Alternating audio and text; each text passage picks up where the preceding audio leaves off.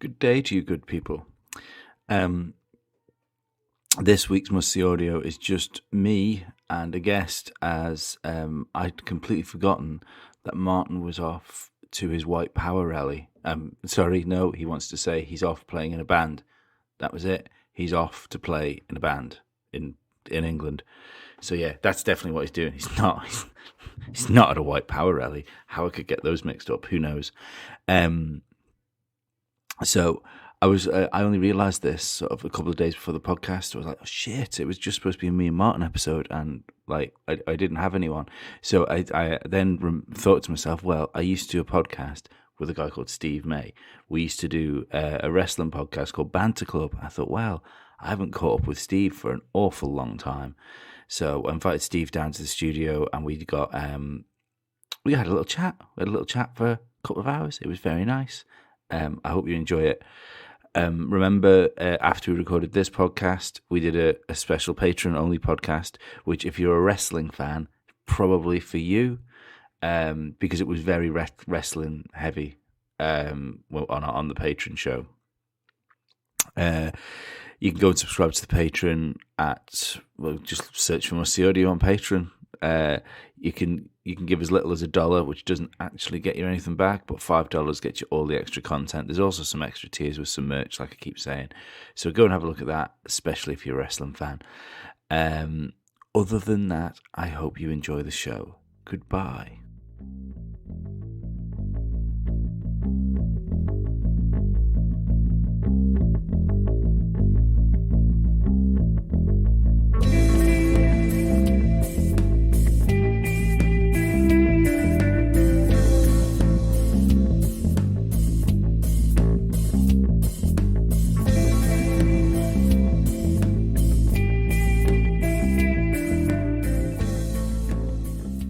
Steve, hello. You back? I am, yes.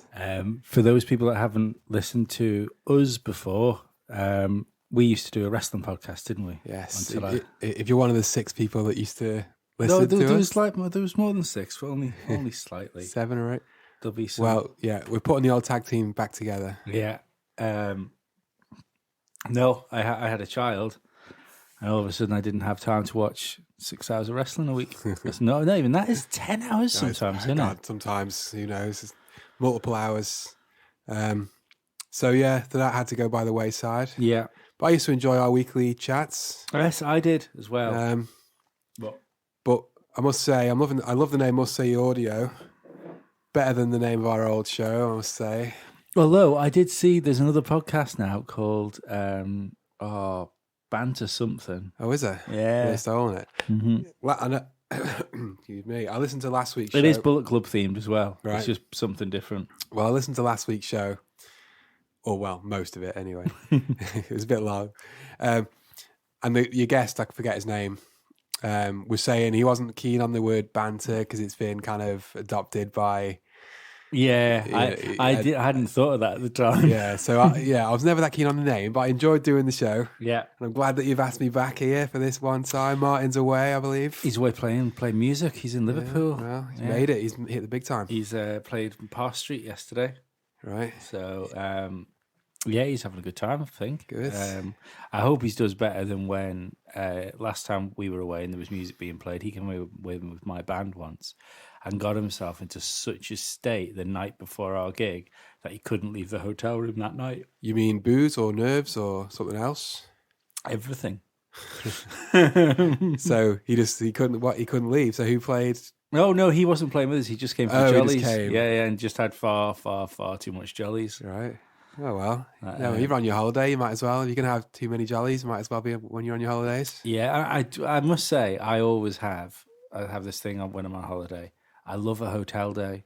I love hotels. I love hotels too. Not so much the hotel rooms, but like the bar area, the lobby, just like hanging around hotels. I love it. Yeah, I do. Even the, especially in America, because you got English television as well. It's maybe not so good if you're away and there's no English television. There's only so much BBC News 24 you can watch. Oh yeah, you end up watching things like Click Online, stuff like Hard Talk. It's like I would never be watching this any other time. But you were just bringing me back up to Speed on wrestling. Yeah, so I don't know if that's what we're going to be talking about. You can do. Today. I don't know if you have many of your listeners are wrestling fans. I don't know, to be perfectly honest. It's a bit of an open forum, the old podcast. I mean, I'm not sure what we talked about last week. I listened back to that a couple of days later, and it was like listening to something brand new. I was so drunk last week; it was unbelievable. Well, we've got some beers. We've just had our pizza. We've got some chocolate, so we're all set, really. Mm-hmm. Maybe it'll be another 3-hour job. I don't know. Well, probably not. It got that bad last week that when we ended the podcast after the 3 hours to go. I mean, realistically, we were. I think there was definitely 4 bottles of wine went between all of us. And I think maybe about 15 bottles of booze. Yeah. How many? Were 3 of you last week? Yeah. So was Martin here last week? Yes. Yeah. Well, realistically, the idea of the show usually is, or the format usually is 1 week it'll be me and Martin, and then the next week it'll be me, Martin, and a guest. Right. So this should be me and Martin this week. Next week should be me, Martin, and a guest. Okay. But so he's messed it all up. It's all he's messed it up, but you're not Martin, so now there's no guest. We do a patron only show as well called Not the Director's Cut, right? Which is where we do an alternate commentary over a film. Right. Okay. Yeah. Right. Okay. So I think we've got a Street Fighter next. So I think that'll have to wait till next week. Right. The Street Fighter film. You know what? I don't think I've ever seen the Street Fighter film. I did when I was a kid. And I haven't seen it since. Yeah, it's got Kylie Minogue, hasn't it, and Van Damme. Yeah. The only reason I want to pick it is the last film of Raoul. What's his name? Raoul. What's his name? That was in Addams Family. Which one? He plays M. Bison. Who does he play in Addams Family? The dad. The little short dad. No, he's not that short. He's just. Does he play M. Bison? Does he? Yeah, and that was his last film. Oh yeah, no, I've got you now. Yeah. I knew you're talking about. I forget the actor's name. I'm sure it's Raoul something. Yeah, no, I know who you're talking about. I have no fucking idea what his name is.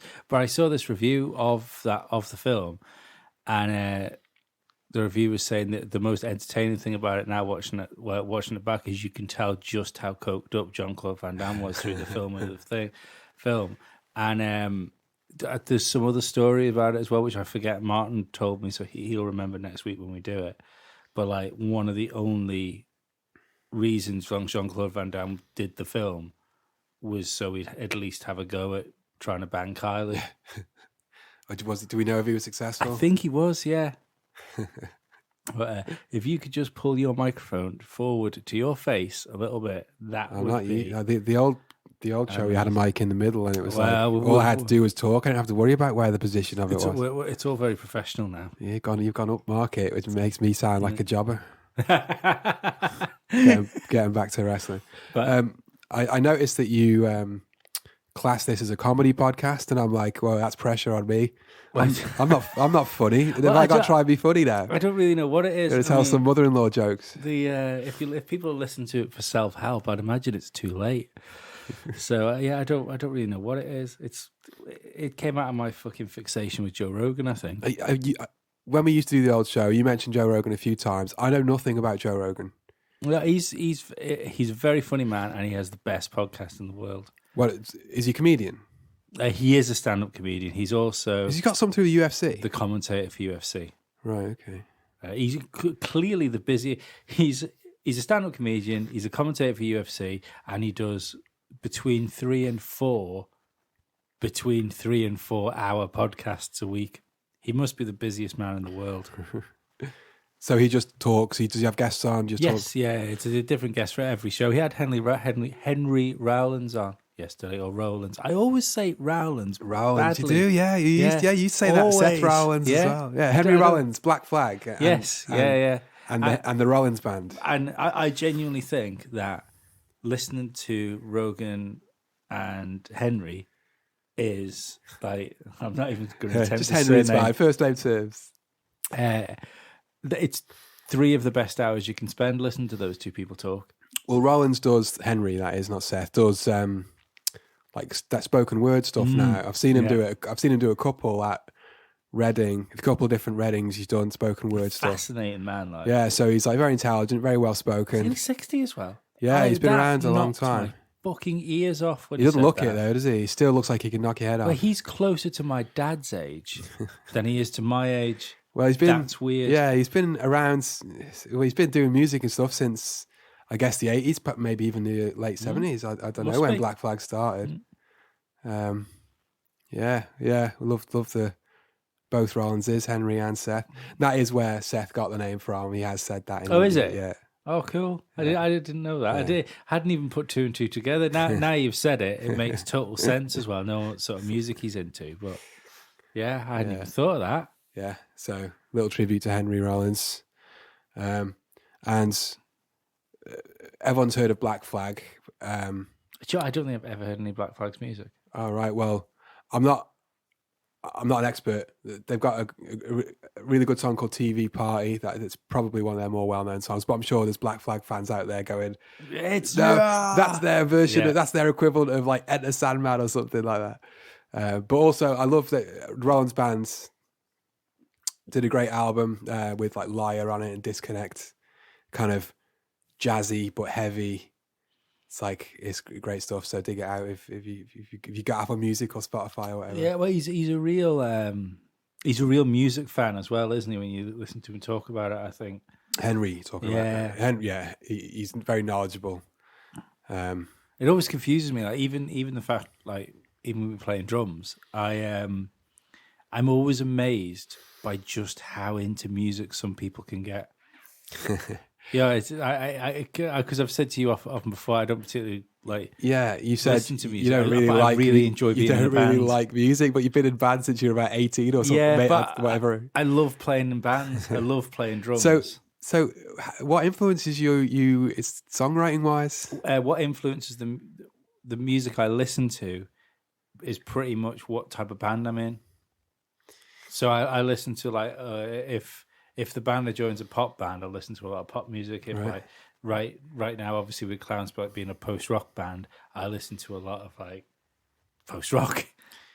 So, post rock is a thing that I don't really know I didn't, to be honest, a huge amount about. until I was in a post rock band, and then I was listening to bands like Ocean Size or I've heard of Explosions in the Sky. Explosions Apparently, in the they're a Sky. big deal in the post rock. Well, but the only Milieu. reason I knew what post rock bands were was because I was listening to bands going, "Oh, they sound a bit like us." Does Mogwai count as post rock? Yes, This is all. I've got a mate who's well into 65 Days of Static. Right, yeah. I've got a mate who's well into all that stuff, and he's always recommending the bands and songs, and I never really listened to any of it. To me, it's post rock's a bit of a. I need to be in the mood for that. Luckily for me, some people seem to be in the mood for it all the time. Yeah, But I need something going on like around me because it can be 3 or 4 minutes of the same thing going on for quite a long time. Yeah. So it builds and stuff, which is all quite nice. It's all quite musical. It's nice. It's good fun to do.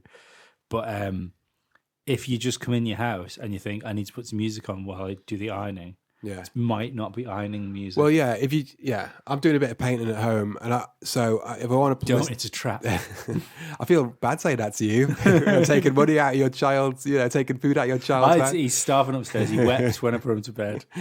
But it's like if I want to listen to some music while I'm doing that, I'm not going to listen to a 15-minute song that doesn't actually do anything until like minute 9. You know what I mean? It's like I'm going to listen to some metal or something like that. Yeah.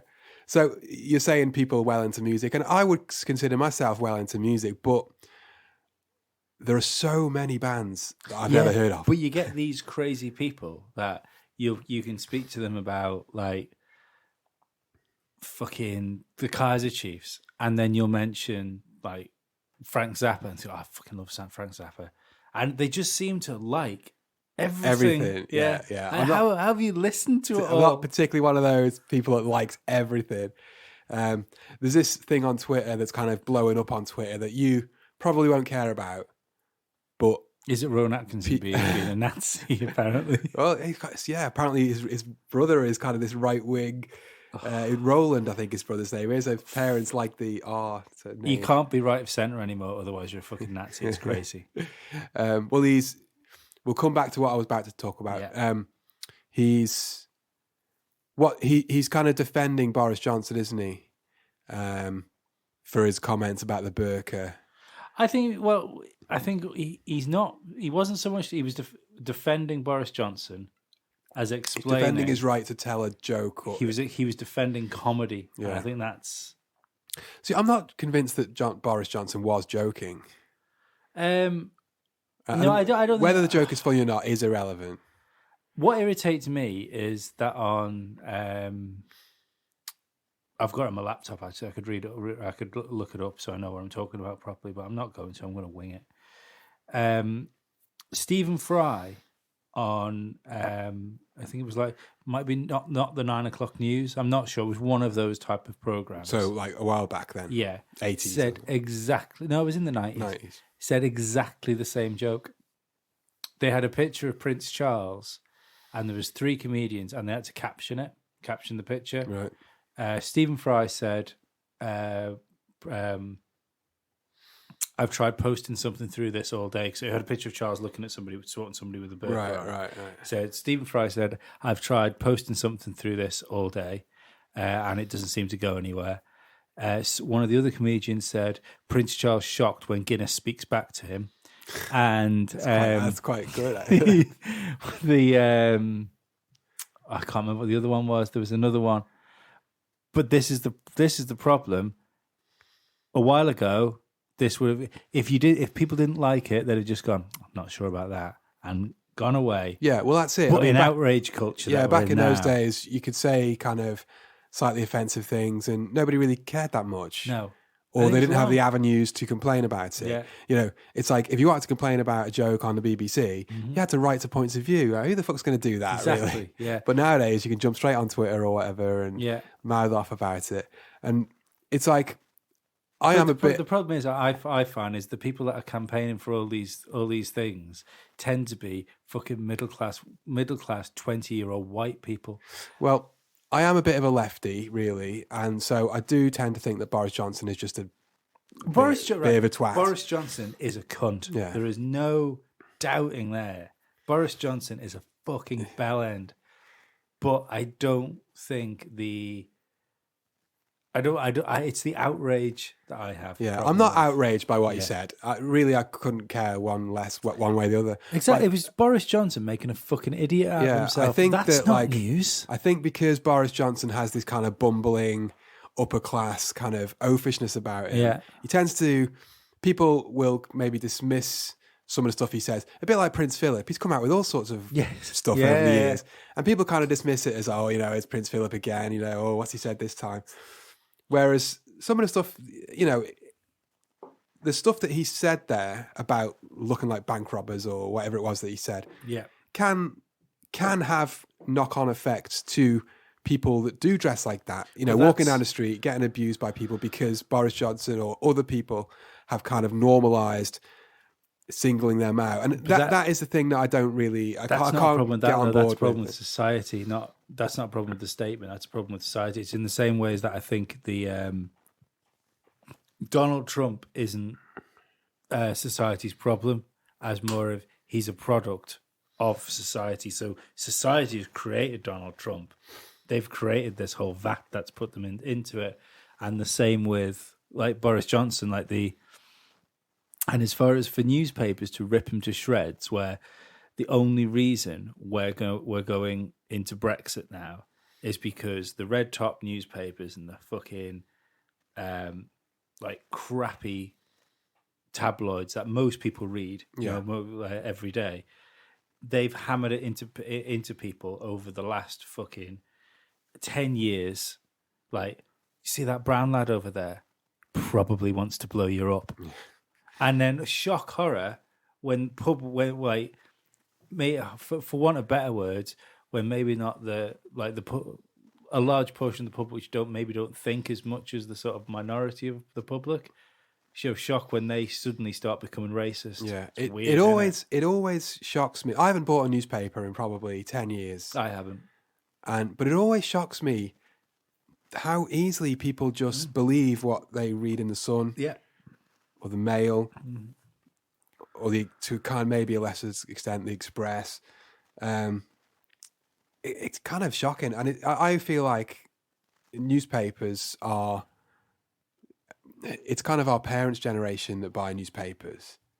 So once that generation's gone, those newspapers are in trouble. They're not going to last much longer. I think you're taking out the white van man. manual workforce. Do they still buy the Sun in their droves? Do they? I think so. I think there's a lot of Star readers amongst them. I mean, I feel like the Star, it doesn't necessarily do that much damage. The Star's just boobs and stories about, probably, kind of light-hearted sort of stuff. Whereas the Sun, I think, has done a lot of damage. And it's all, it's Rupert Murdoch. It's like an Australian The Sun's the new news of the world, isn't it? Yeah. It's like Rupert Murdoch has so much influence over the media in this country. And it's like, it's kind of crazy, really, the amount of influence he has. He owns Sky, he owns the Times, he owns the Sun. Did he own the Times? Does he? I didn't realize he owned the Yeah. Times. Crazy. So it's like, this 80-odd-year-old Australian should not be wielding so much power.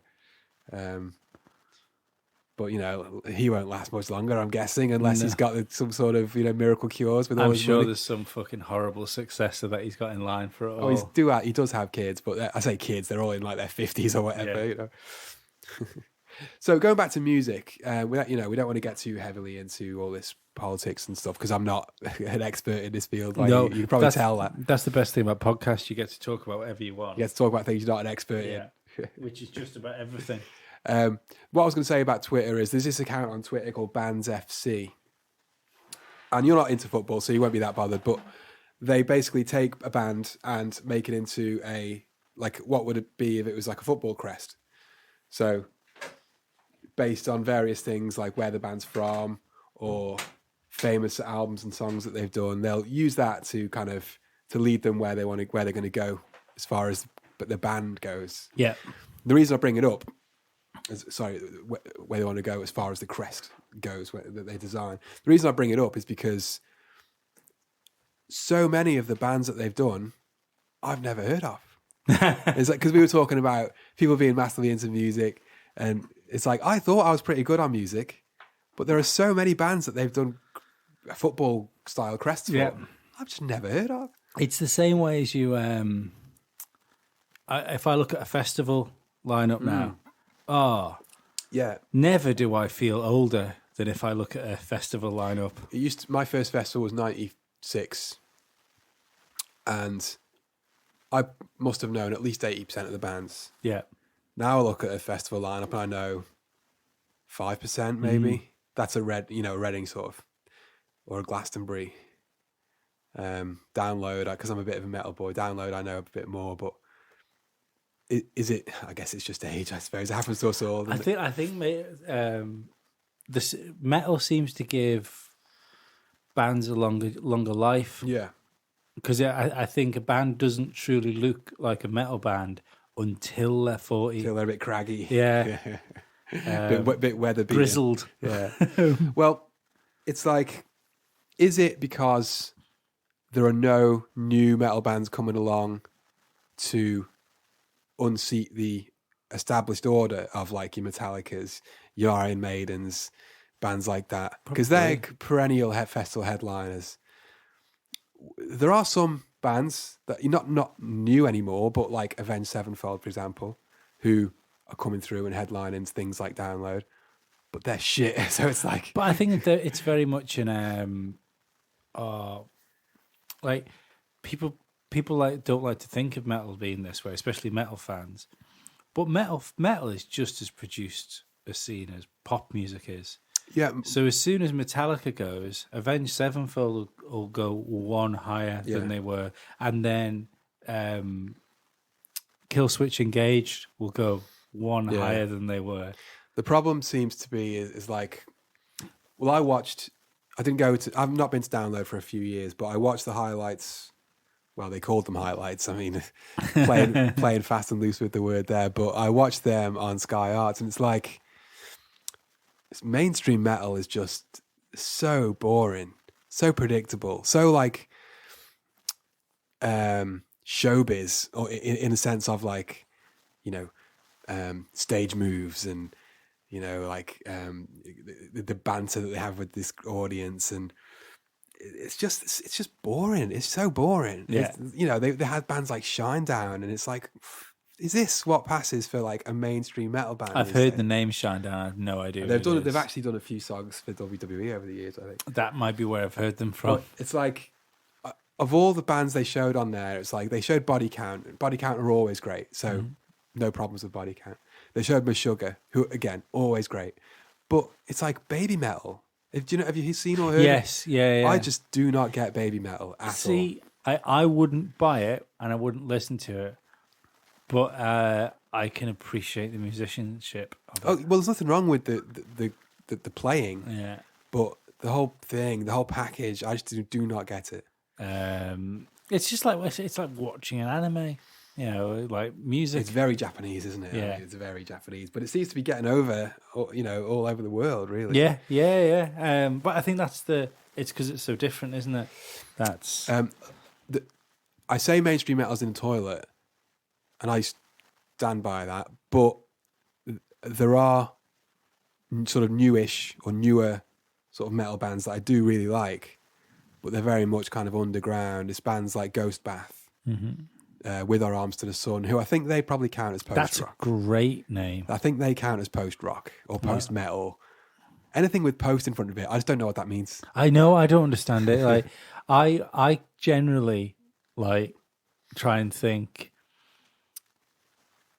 is it really catchy? Like really like, and is it 3 minutes and verse chorus? Like chances are it's probably a pop song. They're probably a pop band, right? Is it like a bit distorted? Yeah, it's a bit heavier. Yeah, right. It's probably a rock song. Yeah. Is it more distorted and heavier than that? It's probably metal.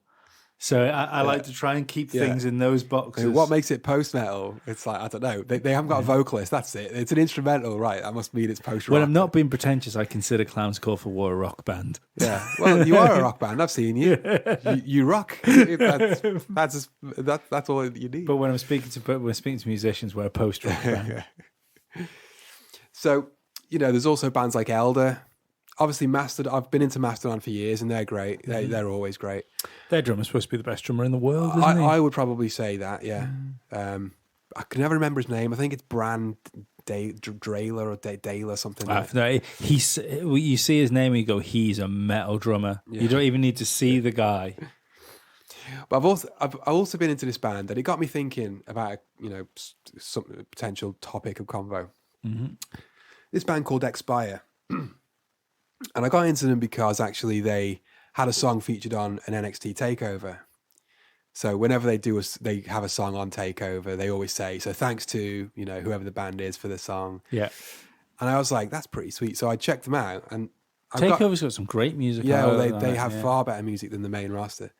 And so this was one of the songs. So I checked out the rest of their stuff, and it's like, it's all great. It's like, here we go again. It's like supposedly it's like post-hardcore, but really it's just hardcore. It's like riffs, shouty vocals, sort of kind of very kind of direct drumming. Songs are pretty short. The albums are only like 22 minutes long. But what's the difference between hardcore and punk? For me, it's like not a lot, not a great deal. But punk kind of covers a lot of different sounds, doesn't it? Yeah. Punk covers like from the Stranglers, which is kind of quite acousticy. But that there is in bollocks in my eyes. I know the Stranglers are supposedly a punk band, but to me that's not punk music. I think I've never been that into punk, but I think everyone that likes punk or is even kind of aware of punk has an idea of what it is. Yeah. So it could be that it's and it's not Golden Brown. It could be that you think that punk is kind of the Green Day style. Yeah. And like Stiff Little Fingers. Yeah. And maybe Offspring. Maybe that's your idea of punk. Or maybe it's like NoFX or that sort of Southern California style punk, which I really hate. Or maybe it's the older stuff, like maybe it's the Sex Pistols, which is probably the most famous punk band. Yeah. Or like Ramones. The Ramones. But the Ramones are very melodic, and a lot of their songs are quite slow, and you can kind of dance to them, as in with a woman, or a man if you're that way inclined. But you know what I mean? It's like, so punk covers a ton of different stuff. But then you've got like the real fast and dirty punk bands. like the Exploited or that sort of thing. Yeah. So I think everyone has their own idea of what punk is, and the word punk seems to cover loads of stuff.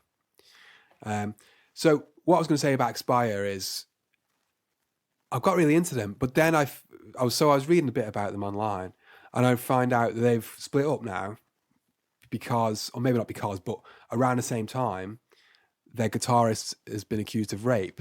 And I don't know if it's actually come out that he did do it or not or whatever, but I think he come into a lot of criticism from the fans, because a lot of punk fans tend to be kind of lefty, sort of, you know, like, so obviously anti-rape, as most people are. Yeah, it's good. It's good. I've never. It's a good stance to be anti-rape. I mean, generally, we can talk about the leftification of the world as much as you want, but I'm still yet to run into that pro-rape person. I think there might be a couple of people in prison that, you know, that got there because they were pro-rape. Yeah, bro, come on. It's my right as a man. But it got me thinking, like, should I still listen to them now? And it hasn't stopped me listening to them, but should it have done? Does the action of the artist kind of Well, we had a very similar prevent you conversation about from- this last week. right? Okay, I must have not far. got that far. And our guest said that he tries to keep like artist and crime sort of separate. Yeah. You know, but because my thing there was, well, did Ian Watkins wreck Shinobi versus Dragon Ninja for you? Yeah. I kind of did, yeah. That is it's an example, isn't it? It's an extreme example. Yeah, it is. But I'm going to say it again though, like I did last week. It's still a rough fucking riff. Like I don't actually know that song. I don't know many. it's the best. It's the best Lost Prophets. Honestly, song. don't know many of their songs. The one of their the only one of their songs that I did quite like was called Rooftops. Yeah, good song. And they actually made it to the festival headline slot at Download one year. Yeah. So if you were a massive, Just quickly before we leave Lost Prophets, I was listening to a podcast. This was ages ago, about a couple of years ago, and whoever edited the podcast was obviously playing fast and loose with the copyright strike guidelines. So so what, you only allowed a certain number of seconds or something? yeah, and they well realistically, you just want to keep some other people's music off your show. But he did it as like a radio show, and then he chopped the radio show up and uploaded it as a podcast. So he'd done this, and he started saying, well, we're going to go to break now. We've got such and such coming up. And then as it rolled back in, he was just playing the very end of Shinobi versus Dragon Ninja. And then he came in and he said, and that was Lost Prophets with Shinobi versus Dragon Ninja. Great band. You don't hear of them very often. Wonder where they are now. So that's my thinking, is like, if you were a massive Lost Prophets fan, does that mean you just can't listen to them anymore? You never hear a Gary Glitter song anymore, do you? No, you don't hear Gary fucking hell, Lee. You don't hear a Gary Glitter song much. But then again, I mean, I was never really listening out for Gary Glitter songs in the first place. But you always heard it. Like, if you ever went, my work had a 70s party a couple of weeks ago, or a few weeks ago, and if that had been, I don't know, 10 or 15 years earlier, you would definitely have heard a Gary Glitter song at that party. Yeah. But there was none to be found anywhere. So, I don't know, it's like, we're both big Pearl Jam fans, right? And I was telling you before we hit record that I went to see him recently. Mm-hmm. And it's like, if Eddie Vedder turned out to be, I don't know, like, you know, I don't even want to say it, but if he turned out to be a wrong'un, Yeah. would I suddenly have to stop liking Pearl Jam? I'm not sure. Steve's massively homophobic. He meant to say gay. It's not the word that was in my mind, actually. But would I have to stop listening to Pearl Jam? I wouldn't want to stop listening to Pearl Jam, but I don't know. It's just it's one of those. It's like, can you forgive an artist for doing something really bad if their art is great? I think the way you'd have to maybe see, it's different with a songwriter, yeah, because you can sort of retroactively look back at music and like listen to songs, and Michael Jackson, for instance, And if you listen to like a lot of his stuff, you can sort of think, wonder what you were singing about. Do you know what I mean? I mean, Man in the Mirror is still an absolute banger. So Yeah. I'll always listen to that. But he's asking him to change his ways. He is, yeah. But so you can look back on that stuff and go, well, I wonder what was in your head at the time, and that can spoil things. Whereas if it was just a guitarist or just a drummer or just a bass player, I don't think it matters as much. I can't believe a drummer has just said just a drummer. Yeah. But do you know what I mean? I think it's lyricists. Yeah, I know what you mean. Yeah, because what is he thinking when Michael Jackson's thinking about he sees the kids on the street? Yeah, I think lyricists put more of their soul into music. Yeah. You know, it's you are literally putting a piece of your head out there. So I can get that, but I'm not sure. I was a big Lost Prophets fan. I wouldn't.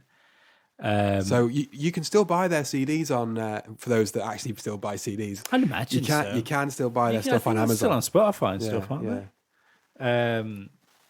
I mean, realistically, the only way you can justify that is their guitarist wrote all those songs.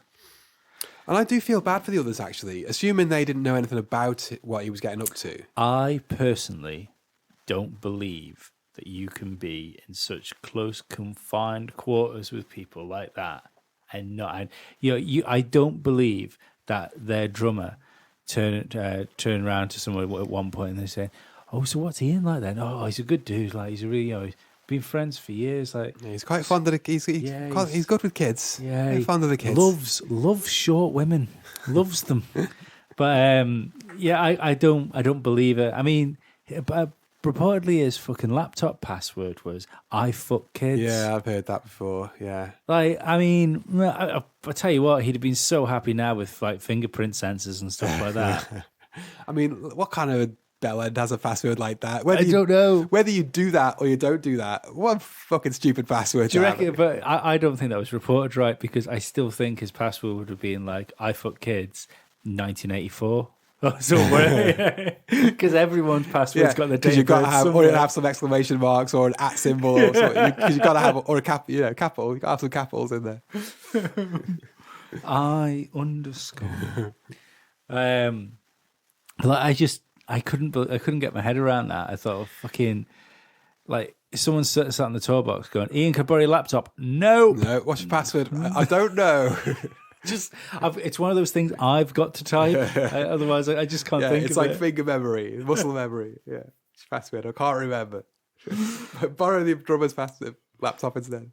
But I wonder what, like, you think about people like that when things like come up, and you go, "Fucking hell, I wonder, right? He'll be up for parole at some point, won't he?" To be honest, I thought he'd be dead by now. Yes, yeah. I thought somebody in prison would have stabbed him. Or I'm sure the money he's got, he's very well looked after. Yeah, very well looked after. I wonder how long's he been away? How long did he get, and how long's he been away for? Did he get like 30 years? He hasn't. How long's he been away for? Maybe 6, 7, maybe 10, maybe 10. 10, you reckon? Maybe close to it.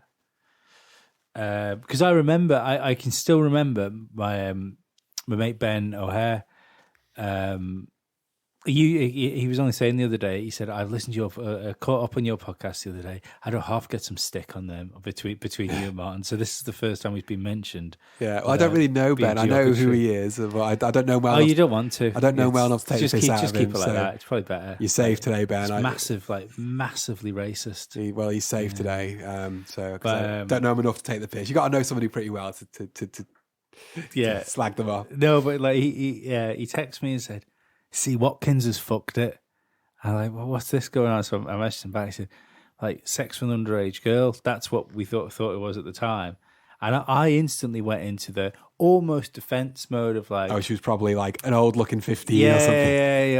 or something that hasn't really happened. And then as the story comes out, you go, oh. There's no way that kid could pass for 18. Shouldn't have even been in the pub. But it's fucking crazy. It's mental, isn't it? I remember it was Ben I was talking to about it. So I was saying to him, I said, "I just can't get my fucking head around it." And to which Ben replied, "Good." Good, yeah. Good point. Good point.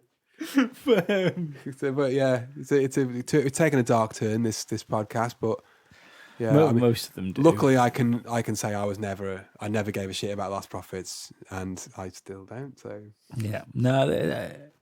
Oh fucking hell! Someone's done something bad in the other room. something hit the deck out there. So yeah, you were saying then before we got sidetracked by paedophile rock stars. Yeah. You were talking about something. I forgot what you were talking about. Well, I was talking about Bands FC on Twitter, so Yeah. shout out to them. But really, the point of mentioning them was simply that loads of the bands that they cover, I've just never heard of. And I thought I was good with music, but I guess I'm good with metal. I'm good with rock music. And a lot of the stuff they're doing is like indie. And it's like, I don't know any indie bands, really. Last time I was well up on indie was like late 90s, Britpop sort of stuff. Yeah. I mean, I find a lot of indie bands now just. I hate the way like lots of indie bands sing. It's a lot of those sort of almost singing in a very posh accent. Well, most of them are poshos, aren't they? They're all like. That's one of the things that kind of irritates me about a lot of bands. Is they're all kind of upper class art school kids, and it's like Bastille, fucking Bastille. There is nothing about that band that couldn't be fixed with a petrol bomb. Fuck. It's like, where are the working class heroes nowadays? Where are where are your Gallaghers? Or there's all sorts of working class rock stars and bands and that. Where are they? Well, this links us nicely to what we were talking about before, because I was on my way to work this morning, and like rubbish often fucking pops into my head while I'm driving to work or while I'm at work. I was thinking about the Boris Johnson thing, and it was just I had a quick read of the thing about Rowan Atkinson as well, and I was thinking about outrage culture. I thought, are we sort of, regardless of how much the word like progressive is thrown around, are we like socially devolving from where we were, say, like 10 years ago? Yeah. If you think of society as like progressing, up to say like early 2000s sort of time, and then from this like hefty fucking fine that you have to pay now socially by being outspoken about something, be it right or wrong, are we devolving back into like a 1950s like this is the BBC type? Do you mean like? Do you want to pass that bottle from there, please? Do you mean we are less capable of handling or listening to differing opinions? Yes. Yeah. I think we are, yeah. And because I often imagine, like, when you look at, well, you take the, like, 40s, for instance, how, like, rampant, like, homophobia and racism would be. I still think that when the least racist I've seen the world was when I was 20. Or when I left school, even when I was sort of at 18, the people didn't seem to give a shit about it. I think the world is more racist now than it was when I was, similar age. Yeah. I mean, maybe this is a bubble because I'm in the Isle of Man. I don't know. Maybe the Isle of Man bubble's part of it. I don't see much racism where we live, to be honest. Let's face it, there aren't that many sort of different races, but there's plenty. There is for the size of the island. There's plenty of like Asian people. I think we're a good microcosm for that sort of thing. Yeah, I don't see a lot of racism, but I think in terms of the world, or at least in terms of England and America, we do appear to be more racist than we used to be. Or I don't know if that's the case. I think it's. Racists are more emboldened than they used to be. They're braver than they used to be. But because I think it was a given 20 years ago. If you came out with something racist, people would be like, "What the hell? What did you just say? I can't believe you just said that." Now it's kind of like they just seem to get away with it more now. It feels like. Do you know? Like, I used to consider myself like a very, very left wing sort of person. I won't go into this too much because I think we spoke about this last week as well. But then again, saying we spoke about it with somebody different. I used to consider myself very left wing, and to a certain extent, I still do. I don't care what people do sexually with each other. I don't really care what color people are. And I think that's, without making myself sound like some sort of fucking guru, that's the place to be.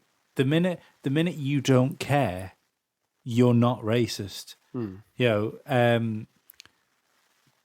but now it's the left's gone so fucking far the opposite way. Like on social media and I've been called alt-right before on podcasts. Right. Okay. Somebody tweeted you. Yeah. I've had a fucking. What did you say to? Oh, it was fucking. Deserve that? It was something ridiculous. Oh, sorry. I referred to somebody as a social justice warrior, and Okay. which is a thing. They are. I've heard of that. Yeah. Yeah. And but the problem is, I then had who's somebody that I would consider a social justice warrior upset because I'd used that term. So, I didn't realize you're alt-right, because that is a term that people in the alt-right use to offend us progressive people, is what was put at me. And yeah, I could see her shaking when she was typing this message out with anger. I see. I've heard of social justice warriors, and I'm just like, just live your life. I don't Exactly. care. I don't, That's progression. So I've heard of this social justice warrior thing, but I'm not really that well up on it. It feels a little bit to me like it's an easy way to disparage or diminish what somebody is trying to say. An argument, yeah. Yeah. So people throw it around like, "Oh, you're just an SJW." But I think the problem is that I think there's definitely a group of people out there which are there to antagonize people. Like a group on the left. I'm not saying they don't exist on the right either. Obviously they do.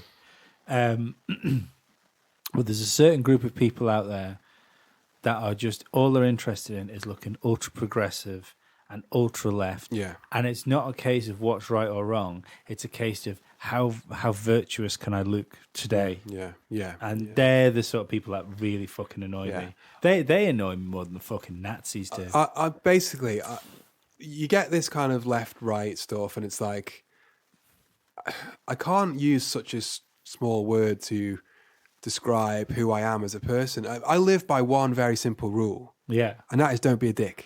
I like to think of myself as centered, because I always say if I'm in the center, that means I can look around and see all the cunts. I just think don't be a dick. And if you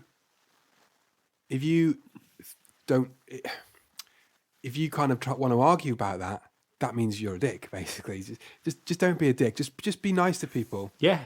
Don't go out of your way to antagonize people. Mm-hmm.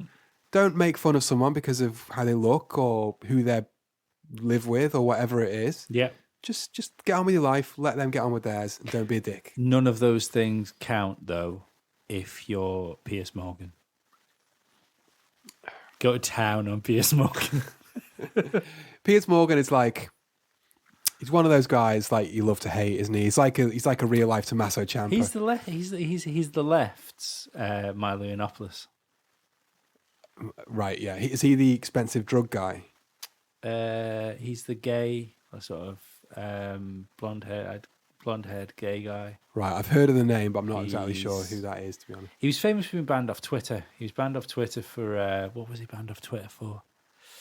It probably didn't deserve to be banned off Twitter for it. I've read his book actually. Have you ever been banned from Twitter you've ever been sent to Twitter prison for a week? No. Yeah, no, but I thought you're alt-right. You're not doing the alt-right. You're not doing it right. Not doing alt-right right enough. Yeah, Piers Morgan is a complete... Maybe I was second on the list after Alex Jones. Maybe they'll come for me next. Piers Morgan is a complete dick, but he's also very outspoken against gun, the Second Amendment, which I'm with him on that. Yeah. Virtually everything else, I'm not with him. But I feel like a lot of what he does and says is kind of like he's just trying to ruffle a few feathers, basically he's just being a dick. Just for the sake of being a dick. There's a fucking word, isn't there? And the last time I speak about Milo, I fucking forgot this word as well. And it's, fucking hell. It doesn't matter. It's gone. Fuck it. So Alex Jones, then he's this. Now he's the guy. What's his thing called? Infowars. Infowars, right? Yeah. Now I've never watched any Infowars. No. I've never planned to watch any Infowars. No. I don't really know a huge amount about this guy. What I'm pretty sure I am correct about is that he's a fathead, loudmouth, right wing nut job. See, Is that pretty much got? Am I pretty much got him? He's definitely right of centre. He's an entertainer. I don't like. If you're getting your news from Alex Jones, you're doing news wrong. I've like on my radio, like digital radio down there actually. The one of the program channels I've got Infowars programmed into that. Never did I listen to that expecting to hear what was going on in the world. I just wanted to listen to Alex Jones shout now and again. Yeah. See, I can't be asked with that. I've got no interest at all. It's like the problem I've got here is I don't believe that it's healthy for the big tech companies to get together and go, do you know what, right, regardless of this guy's fan base, regardless of his political leanings versus our political leanings, we need to deplatform this guy. I totally get the argument. The way I kind of look at it tends to be, I enjoy a conspiracy. Mm-hmm. I'm not an expert by any means. I couldn't sit and have a 2-hour conversation. His thing was Sandy Hook, wasn't it? That's what really... Yeah. No, that's what... So I did say that in 2015, though. I like a sort of a gentle kind of fun conspiracy, like moon landings or flat Earth or hollow Earth, that sort of thing. The Death Star theory, things like that. That kind of something gentle, like the entire world lying about the shape of the planet. Things like that are sort of fun.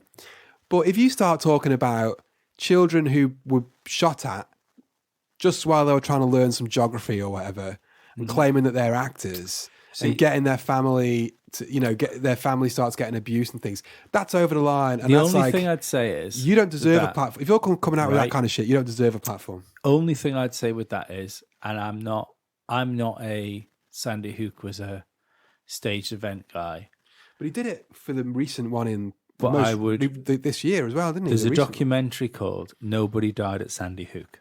Yeah, Alex Jones isn't the only person doing this. No. This documentary was quite a big thing when it came out. Anybody that says, "Well, this is ridiculous. This is that. This is the other," I implore people to go and spend an hour and a half and watch that documentary. Yeah, and then you might come out of it the same way as I did, going, "It was still a shooting." But if you come out with one single question of something that doesn't add up, in that case, I believe if you can look at something like the moon landing, for instance, I don't believe it went to the moon. I think the moon landing was staged. Okay. That's the only conspiracy I will, apart from JFK and moon landing, are the only conspiracies I would, if in a fucking gun to head, I'd go, no, right, I don't think we went. So the JFK one being that there were two shooters, or that Oswald was like set up, or I don't think. I think he was a patsy, like he said he was, and I think the CIA did it or something. CIA got rid of Kennedy. I think they also got rid of Marilyn Monroe because of the connection with Kennedy and what she might have known during their affair. Okay. And they killed his brother. There's too many deaths there. Do you know what I mean? Well, I mean, there are plenty of things in life that don't add up. Doesn't mean that they didn't happen. No, but there are far there. That was just even down to, because Oswald was shot, wasn't he? Oswald was shot by Jack Ruby. Yeah. Did Jack Ruby still in prison? I don't know. Or is it? I don't think he was executed. I don't think he was also shot. It's not like a chain of people getting shot. But the guy that killed, was it Robert Kennedy? Robert Kennedy was the brother, isn't he? Mm-hmm. The guy that killed Robert Kennedy was killed. I don't know. Yeah, well, I'm sure like either two of the assassins were killed, or Oswald was killed and Jack Ruby was killed, and one of them's alive. Essentially, 3 killers, 2 of them are dead, one's still in prison, and isn't allowed to release the book he wants to release. But what I mean is, say, because it's easier to palate because it doesn't involve children dying. We'll just carry on talking as if I'm talking about the moon landing. Okay. But if you can watch something, yeah, and if you look at it for a while, if you even come away with 2 questions, go, I still think it happened, but, then I'd think it deserves discourse. If there's even the slightest chance that whatever the official word is wrong. And I think there's enough, as much as I don't think it was staged, I think there's enough in the Sandy Hook shooting to make you go, that's fucking weird. So Sandy Hook is one shooting. Yes. But there's been like dozens and dozens. There's been loads. Yeah. So loads. It's not a case of they're all fake, right? No. And that's not what Jones has said. So the idea being that, I mean, but he also said similar stuff about the one this year, didn't he? I can't remember what part of America it was in. Probably Texas. I know you're looking at me, because you're looking around the microphone. If you can talk to me over the microphone, that'd be great. How small a range has this microphone got? It's cartridges right where the. Do I need to swallow it? The little red light is there for a reason, my friend. I've got to swallow it for it to hear me. So he's also said this about this year's shooting, wherever it was, I can't remember. So, but the idea being is that these shootings are staged in order for what?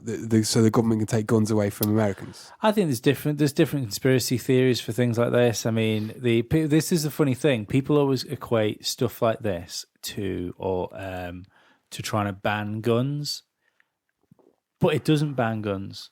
If anything, it boosts the sales. Well, it does, yeah. They always something like that, people go, this is the one that's going to fucking do it. And people run out and they buy guns and they buy ammunition like it's fucking Christmas time. Yeah. So I don't know. But like I say, I don't think it's staged. I'm not one of those people. Yeah. I don't buy into this whole false flag, fake shooting, child actors pretending to be distraught. It's bullshit and it's unhelpful, and if you come out with that shit, you don't deserve a platform. I don't care about your freedom of speech. Yeah. You don't deserve a platform. The problem is, this is the same thing as I keep saying about Brexit as well. People are campaigning because I can't say I am because we weren't allowed to vote. No, but Gibraltar were, which is bullshit. I would have been a Remainer. Yeah, it's like me too. Yeah. But I'm also now that the vote's done and dusted, and this is what's happened, I'm an anti re-referendumer. Right. Because the way I look at it is, if you there was a democratic vote, democracy was done, that's what people wanted. That's what the vote was. So to now go back on that and say, let's have another go at that. If you have another go at that, yeah, you can't then in the future, if you're willing to just set fire to democracy, then you can't expect it to still be there when you come back when you need it next time. I think the argument for the second referendum, and I probably would be in favour of a second referendum, because I think the argument is that the referendum was done. People didn't really know exactly what they were voting. That's people's fault. It's like, but that's people's fault. Well, so we shouldn't have put this kind of massive decision in the people's hands. It was this kind of esoteric question: do you want to be part of the Europe or not? Yeah. Well, what does that even mean? They still don't know what it means. I don't think there was enough information given to people, and it's the thing that really upsets me about this whole thing is the fact that the decision was made. I know one of our listeners who I speak to quite a lot on Twitter, and he's a really good guy. He's going to be awful upset with me the way I'm talking about this because I am almost guarantee he's a fucking leaver. But the problem I have with the vote in general is people voted leave because, like I said before, tabloids were telling them for ages that the guys that were coming over through the Channel Tunnel were going to take the jobs, and that the brown lads stood next to them wants to blow them up. But what I'm really upset is the fact that now it's not a case of people going, do you know what? It's not right what we should be doing. The world's divided enough. The last thing it needs is more division. We should, like, Europe should try and stay together as best it can do. That's not why people want to stay in Europe now. People now want to stay in Europe because they're fucking worried about the holidays that they're going on. They're worried about this. They're worried about middle class things. They're not worried about fucking global things. People, a lot of the people that it is accurate to say that, generally speaking, that Leave voters were older. Yeah.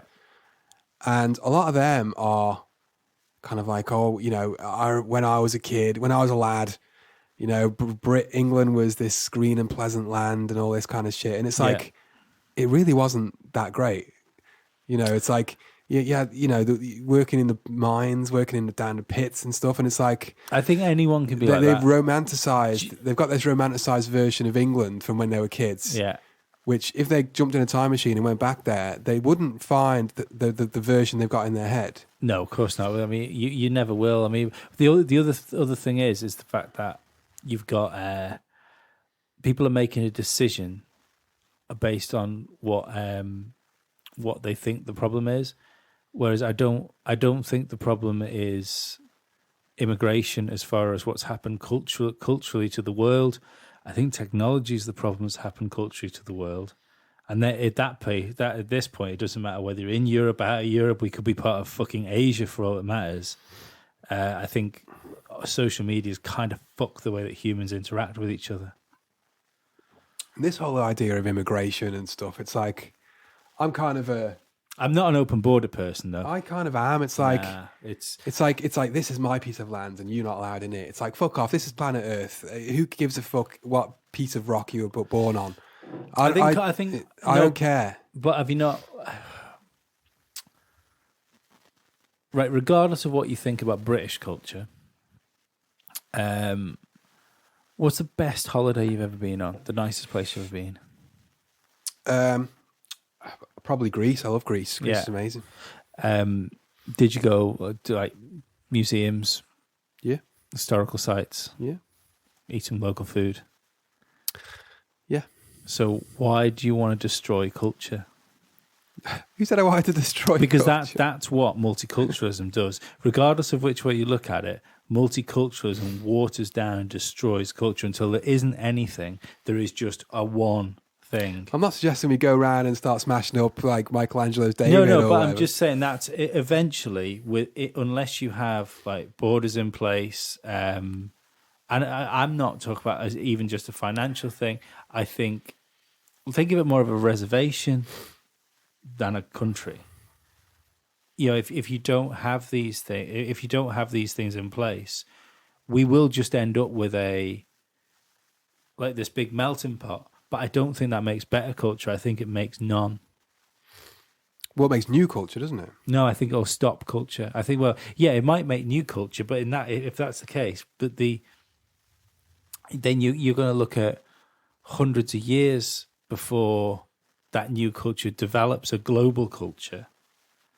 And in that respect, do you really think that's richer than having like lots of different things with different languages and stuff? Because that's eventually that would die out. It'd be a lot easier if we all spoke the same language. Most people speak English. We've won really as far as the language front goes. We won the language wars. But no, I don't. I think borders are probably the one thing that like a country should hold on to and have power over and have wars over. Yeah, maybe. I mean, I think we'd find something else to war about if there was no countries. I'll tell you what, because it would just be resources then. I'll tell you what, World War III. They say that World War III will be fought over water, right? That's bullshit. World War III is going to be fought over the temperature in the office. It's going to be like one guy wants the air conditioning on, somebody else doesn't. It's like that's what's going to start World War III. I don't think there'll be a World War III. I think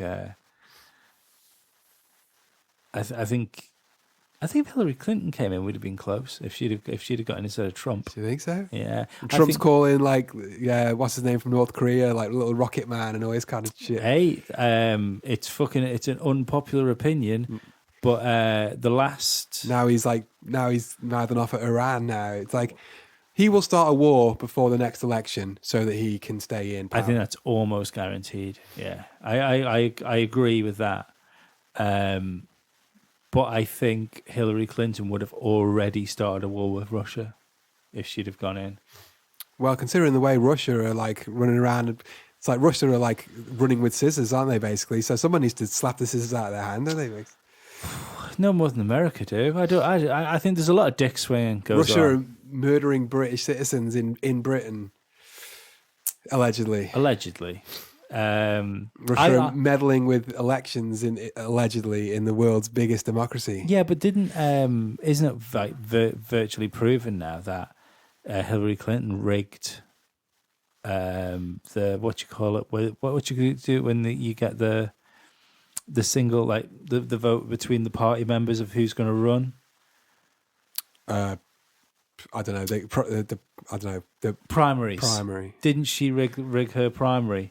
So she beat Bernie Sanders. How did she rig it? I've no idea. But you been listening to Alex Jones again? No, not Alex Jones. But I think that's the funny thing about the whole election. I think it's one of the most entertaining things that's ever come out of politics in my entire life is the fact when you look at America, you look at the like what they've done engineering, what they've done you can. America says it's got no culture, which is really weird because their culture seems to seep around the world. Do you know what I mean?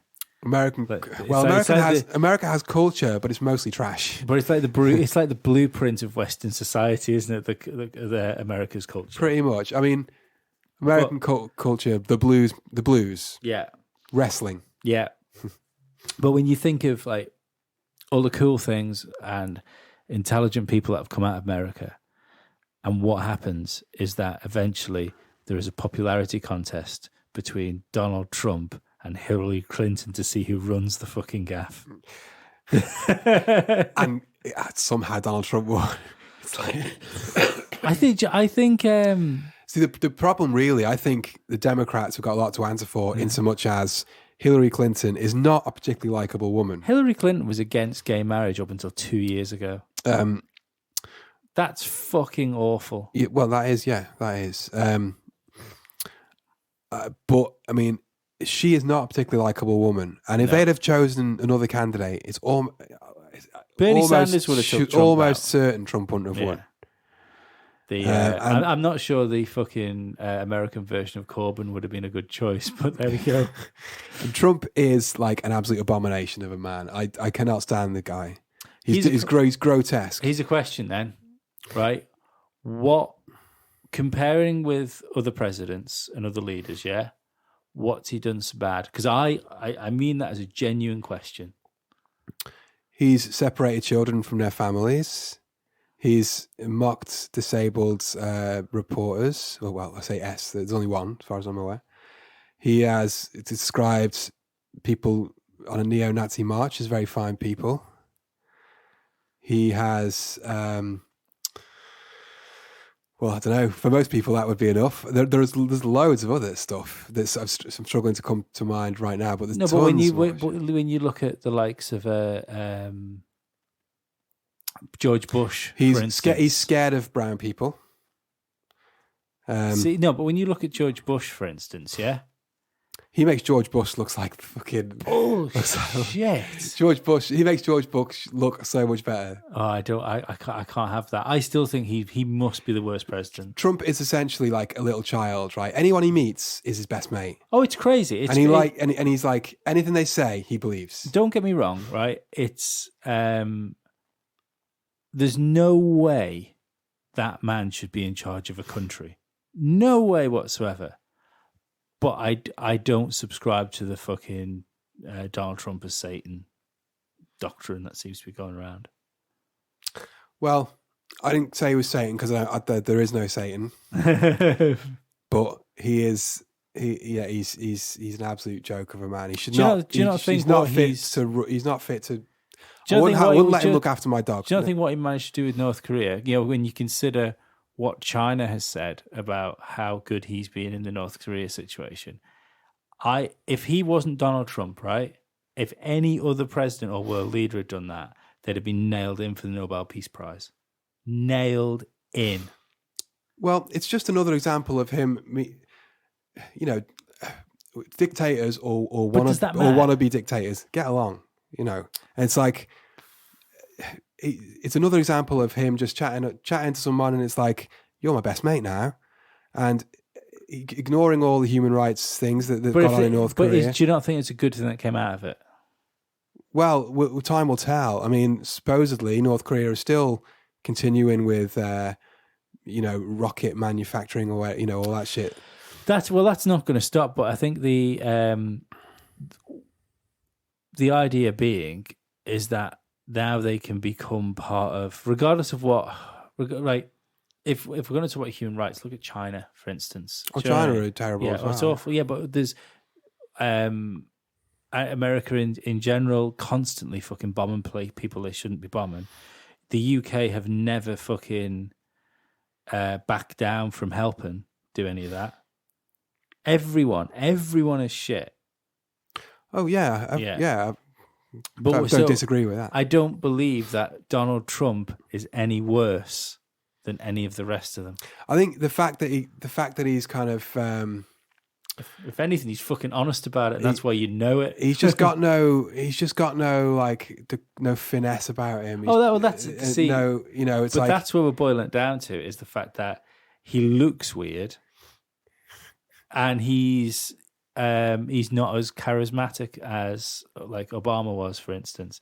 Even though we forget the amount of drone strikes. Well, yeah, Obama bombed the shit out of loads of people. Yeah. And I'm not saying Obama wasn't. I haven't said anything in support of Obama in this conversation. No, It's I know. But my point is, there's plenty of problems with him. My point is that Trump is just as bad as the rest of them. I'm not saying he's a good guy. I'm not saying he's a bad guy. He's the guy. guy. So yeah, this iTunes tells me this is supposed to be a comedy podcast. So maybe we should move away from all this political stuff, because, like I said before, I'm not particularly an expert. I never know what to put down for this podcast when it comes to tags. Well, tell me what other films you covered in your Patreon. Child's Play was a good one. Oh yeah, I love a bit of Child's Play. Yeah, I enjoed that one. Are you a horror fan, generally speaking? Well, Martin isn't he? I think Martin is. Well, I am a horror fan, but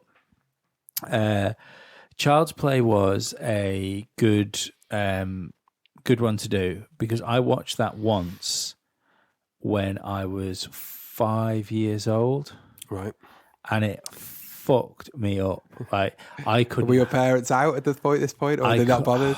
I don't know how it happened, to be perfect, because my mum and dad were always quite strict with things. Like, the only 18, I remember being able to watch whenever I wanted was RoboCop.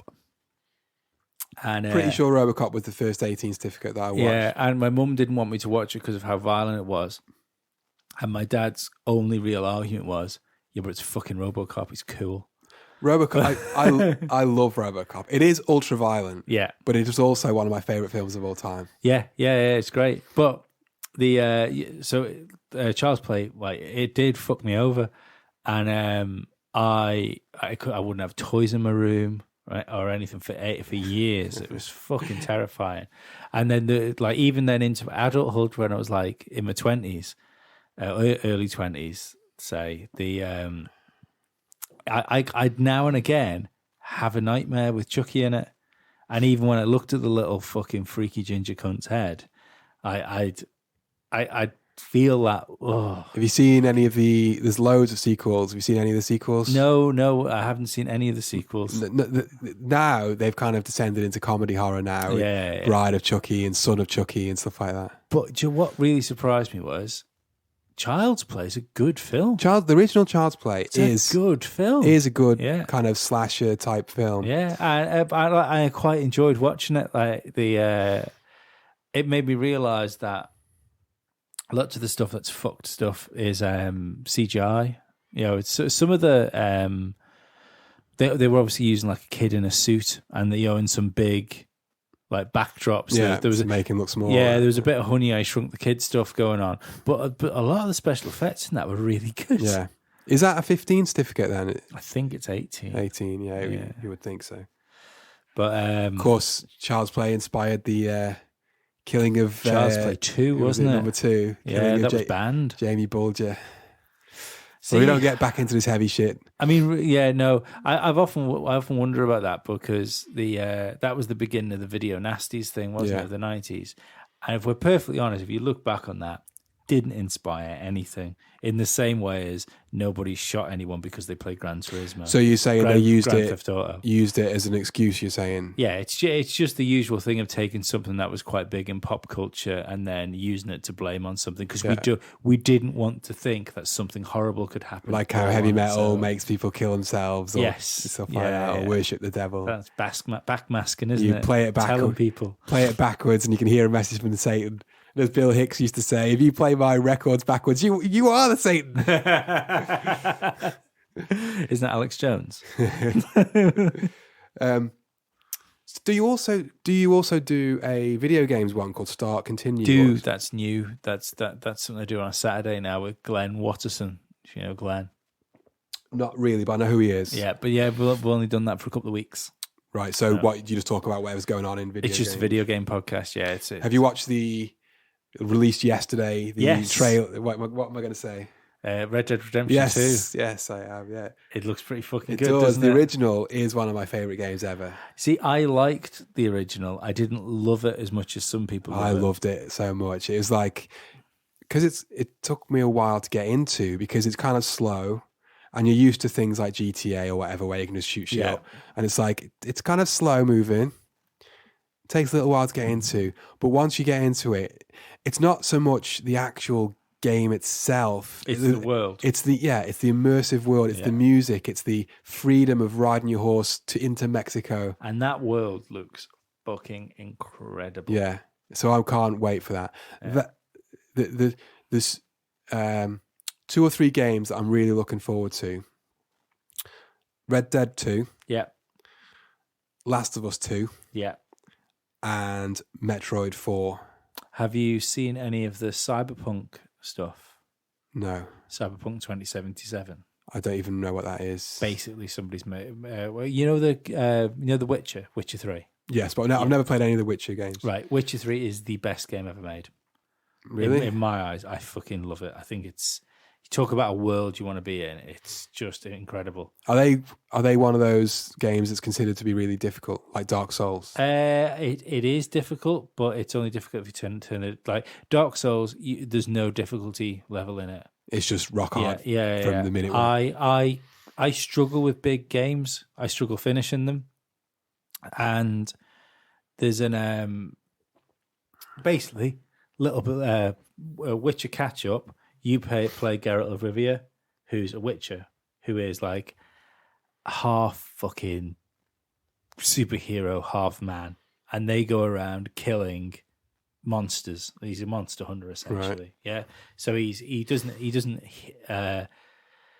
You've got like special senses, a bit like spider sense. You don't hurt like real people, a bit like Wolverine. So you medieval superhero. Okay. It sounds a bit like Castlevania. It's better than Castlevania, but so it's just a big open world RPG. But in my eyes, even playing that game, dying as Geralt doesn't feel right because he's built up as being this fucking super badass that you feel like you should just hand whatever comes your way their ass anyway. Right. So I think it's the perfect game to lash on easy mode because the story is so good and just fucking blitz through it like your Last Action Hero. I play most games on easy. Usually I start it on normal, but it doesn't normally take me that long to drop it down to easy because I want to experience the game. And not do the same thing over and over and over If again. I watch a film... Totally agree. I watch the film. I don't watch it until halfway through and then watch the same scene 12 times in a row. Yeah. I experience it from beginning to end. And that's what I want to do with the game. So it might mean that I miss out on some secrets or some, hidden ending or whatever, but that's fine. I just want to experience this piece of art from beginning to end and not get frustrated with it. That's what pisses me off with alternate endings. I don't want alternate endings. I just want an ending, and that's why if there's ever a game with multiple endings, I'll always play it once because and then watch the rest on YouTube. No, I don't even bother doing that. The way I look at it is that's my ending. Yeah. Well, when I finished BioShock, can I have one of your cans down there? Save me leaving the room. Oh no, I've still got some beer. Oh well. When I finished BioShock, I got the ending that I got, and then I just went online and just dialed up the other endings. Yeah. I mean, it's like, I'm not going to play it again, play it differently, just to get a different ending. Just to get a different ending. What I really hated was thank you, Batman, the last Batman game, Arkham Knight? Was it Arkham Knight? Yeah, the one with the Batmobile. Yeah. I really liked that game. It got a bit of flack. I thought it was fucking ace. Made me feel like Batman. Well, they all did that, didn't they? Well, go on, what were we saying? But I personally think that was the best of the Batman games. I really enjoyed it. I enjoyed City more. City was good as well. City and that are on par. People always say that. I hated the Batmobile. Hated thing. it. Oh, see, again, Batmobile didn't bother me because I think there was a few moments in that, especially like when you were sliding sideways and stuff. I thought, right, if Batman was in a battle in the Batmobile, this is how it would go down. Yeah, as far as the way it handled, and you had sort of the driving mode and then the battle mode. Yeah. That's fine. I must say, I didn't want tank battles. Yeah, but exactly. They didn't offend me. I don't want like a stealth section in a Batmobile where I've got to creep up behind these tanks. It's like, I don't want that. No. That took me out of the game, and it's the stealth thing was ridiculous. When you're in a car creeping behind a building.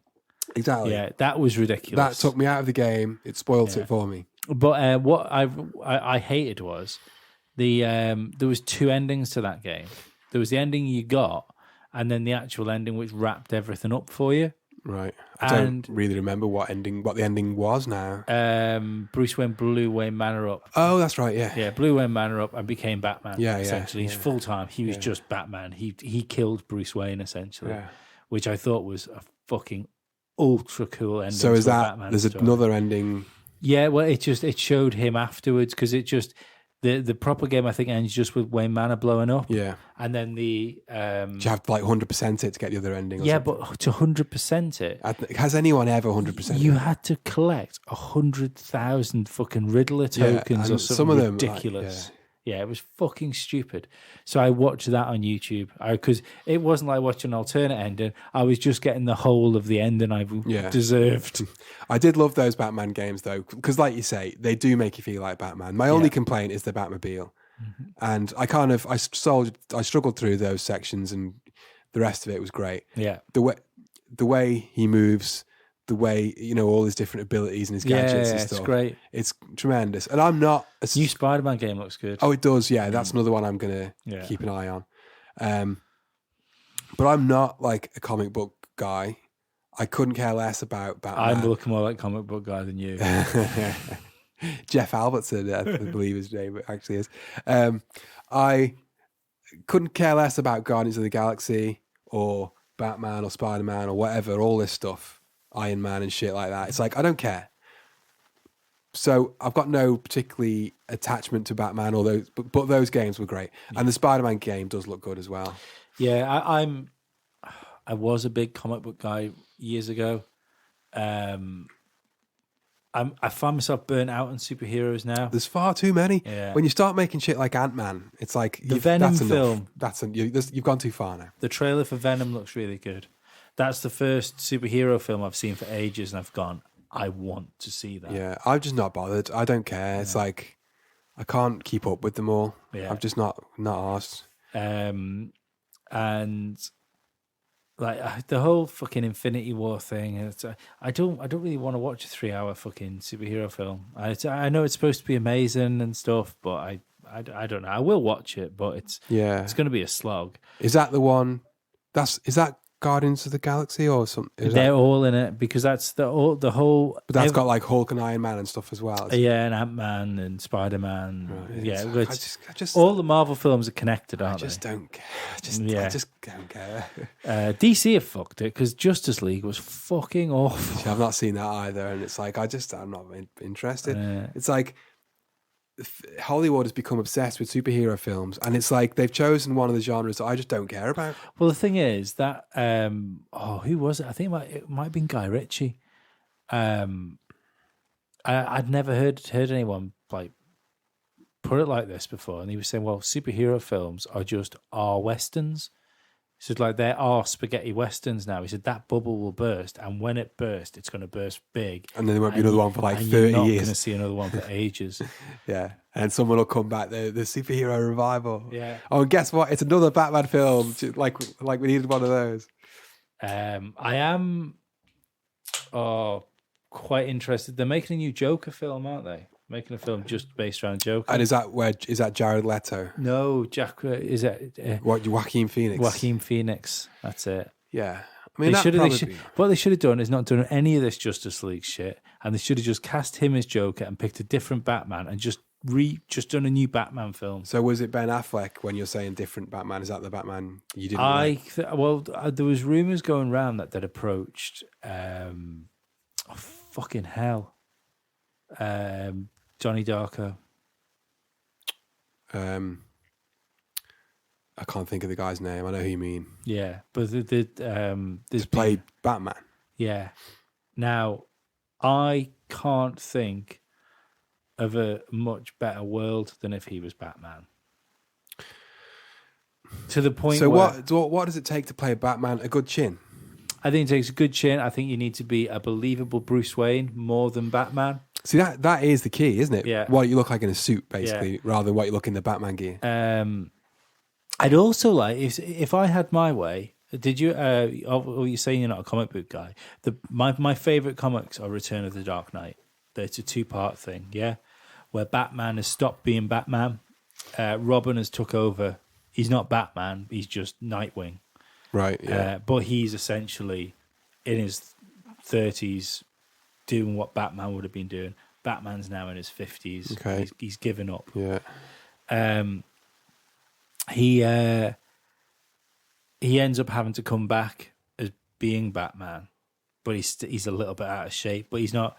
He's like wrestler out of shape, where he's not like thin, ripped Batman, but he's hulky, chunky Batman. Okay.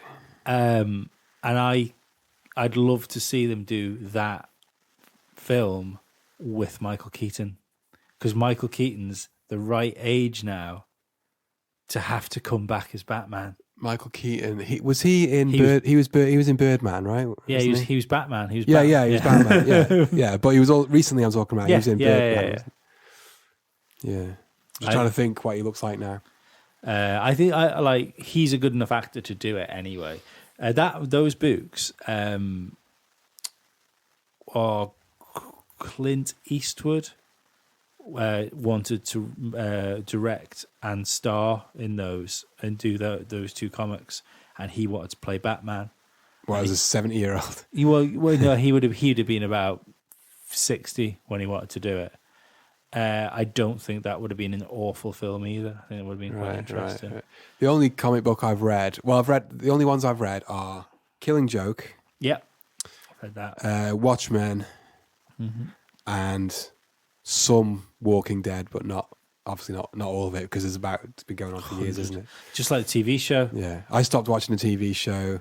I watched the first episode. I can't believe people still watch it. Well, I watched the first episode of the most recent season, whatever, and then didn't watch anything else because I was just like, I'm out. I tap out. I've had enough. I can't be bothered with it anymore. Yeah, and I haven't missed it at all. They're going to supposedly.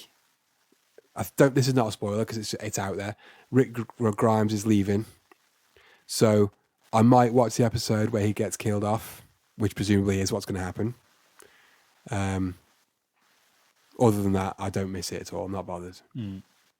It became so ridiculous. Yeah.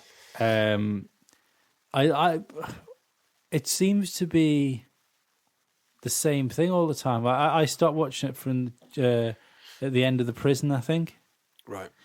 Um, So that's a while back then. yeah, but every season of the Walking Dead seems to go, oh no, it was after the prison because I got to the governor. The governor Yeah. stuff was pretty good, actually. I quite enjoyed the governor Yeah, but stuff. everything in The Walking Dead was, everything's shit. Everything's trying to eat us. Oh, look over there. That looks like a nice place to live. Let's go and live there. Let's live there. Everything's good. Everything's good. Everything's good. Oh, no, they've got in. Oh, dear. Oh, one of the key characters died. Oh, look over there. That looks like a nice place to live. Let's go and live there.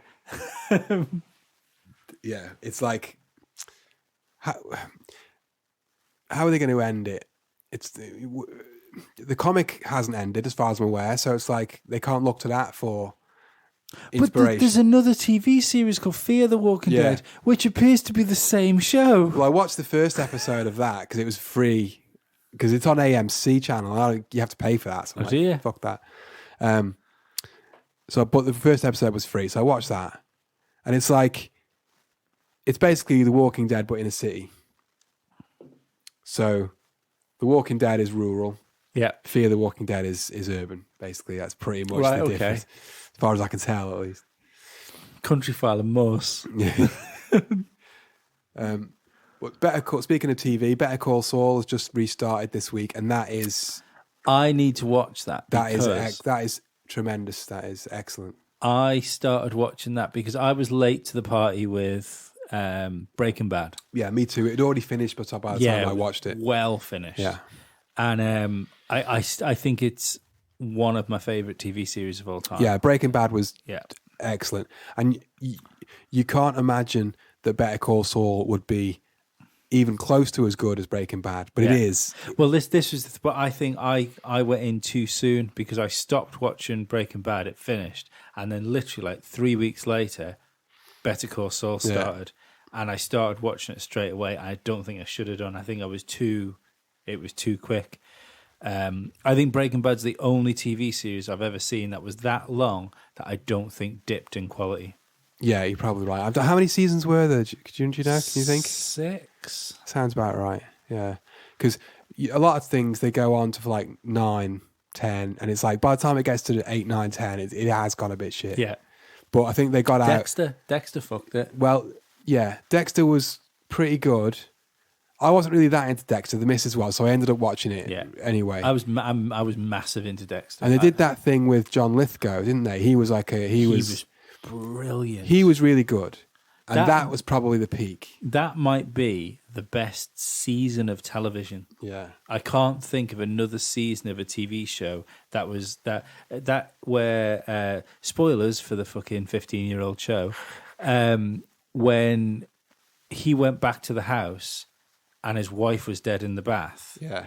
I've never been blindsided like that by anything. I still think of her as Darla. You know, she played Darla in Buffy, the TV series. Did Buffy. she? Yeah.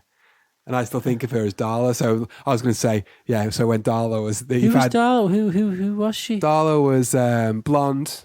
Angels. Was she Buffy's mate? No, she was Angel's girlfriend originally. Oh right, I can't remember. And she was at all. like, she would kind of hang around with Spike and Angel. Yeah.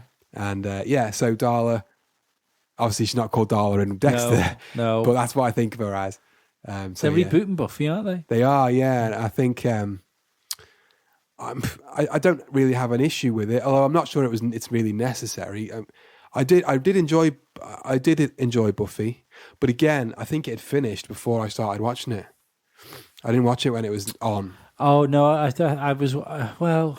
Because when it was on, I was like 22 or something, Yeah, and I was I like, can't remember. I was a big horror fan. Yeah. So I'm like, I'm not watching this kiddies program about vampires. Fuck that. But then, years later, I started watching it, and actually, it's really good. Well, there was that small period in time, wasn't it? It was like that 15 minutes where metal was really cool because of Slipknot. But everybody thought metal was cool because of Slipknot. Yeah, suddenly kids that were like would take the piss out of you for liking metal 5 years earlier, walk around in Slipknot t-shirts. Yeah. Like, I know you're a fraud. But it was there was that also the time where everything goth was cool, but it wasn't cool to be a goth. I'm not sure. Has it ever been cool to be a goth? Oh no, I don't think it. No, never. But that everything surrounding them was cool at the time. But yeah, I watched the new series of Buffy. But TV series seemed to be different back then. Like you never, I never really waited for seasons of things. It was just, it was on. It was just on. Yeah. And it wasn't, you didn't think of it like, oh, this is last episode, something big's going to happen or whatever. It's just like a season ended, it was off telly for a bit, then it's back on again. And it's like, yeah, great. It's really strange how things have changed. And now I really don't think of TV series as being serious. It's because even if there's something on Sky, like on television that you got to watch weekly, I'll wait for that motherfucker to finish before I watch it. So you prefer to binge than you do to do the weekly thing? See, I considered letting Saul build up for a few weeks so I could watch a few, but temptation got the better of me and I just watched it on the day it came out, actually. Is that Amazon? That's Netflix. That's Netflix, yeah. So do they release them weekly on Netflix? Yeah, it's weekly on Netflix. And it's like, goddamn new Netflix. I keep thinking I'm going to cancel my Netflix because I don't watch it enough. And it's just, they just drip feed you enough to keep you interested, because it's like Rick and Morty's on, so I'm like, all right, I'll just watch. I've never seen that, and everyone says I should watch it. It's good. Yeah. I'm not one of these people that thinks it's the greatest thing of all time, but it is good. I did enjoy. I bought the. I didn't buy it. My friend bought it for me for my birthday. The Rick and Morty VR experience on PlayStation, right? And I enjoyed that. It was funny. Yeah, so, Rick and Morty is good. It's one of those things that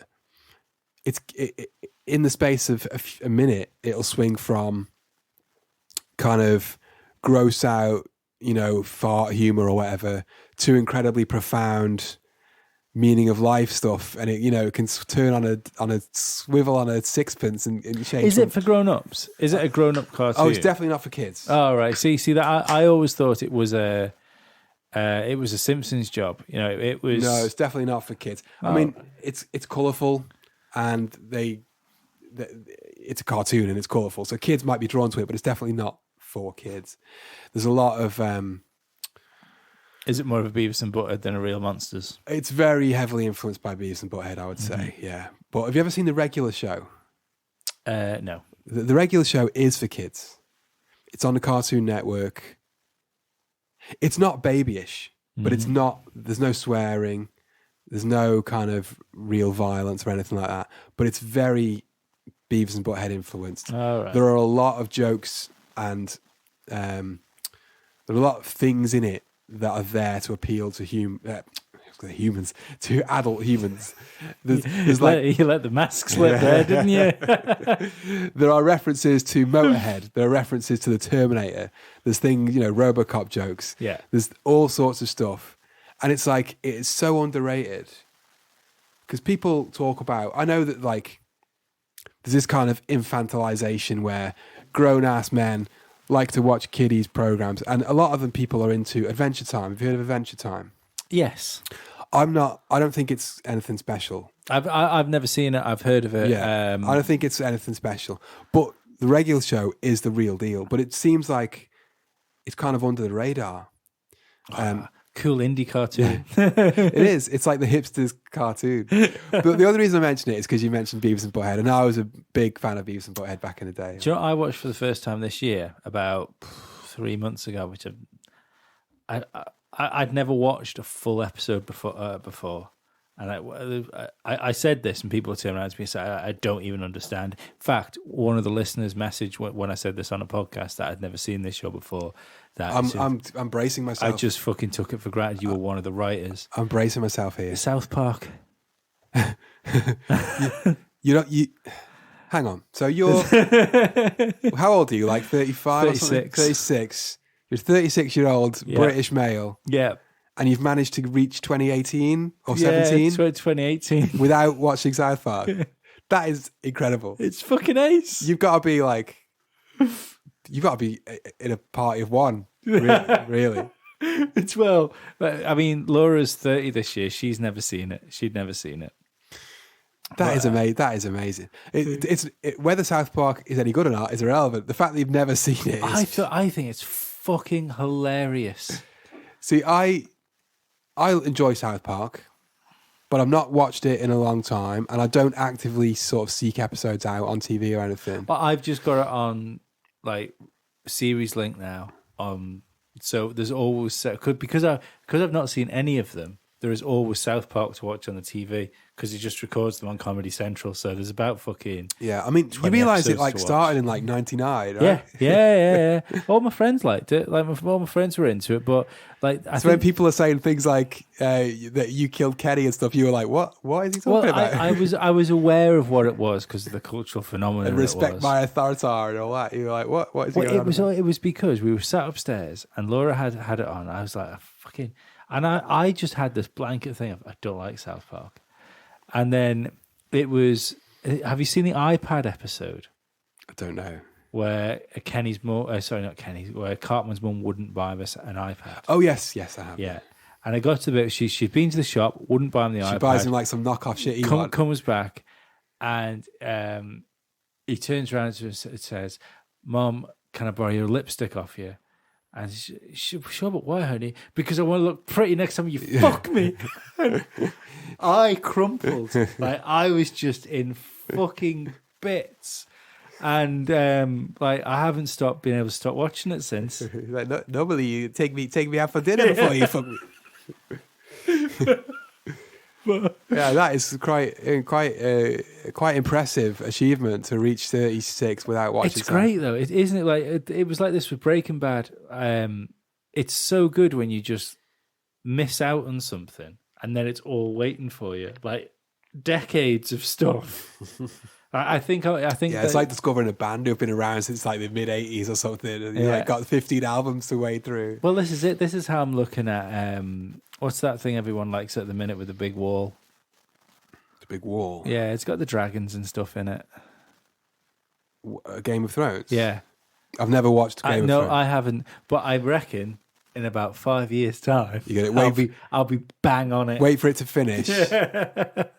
But no, I've never seen Game of Thrones. I'm not really interested. I'm not into this whole dragons and stuff. I'm generally not into it. But what I find weird about Game of Thrones is people that I would not think of as being Dungeons and Dragons-y type people seem to fucking love it. Well, I've never known anyone watch it or watch like say 3 episodes and say it's rubbish. Yeah, and be like, oh yeah, it wasn't for me.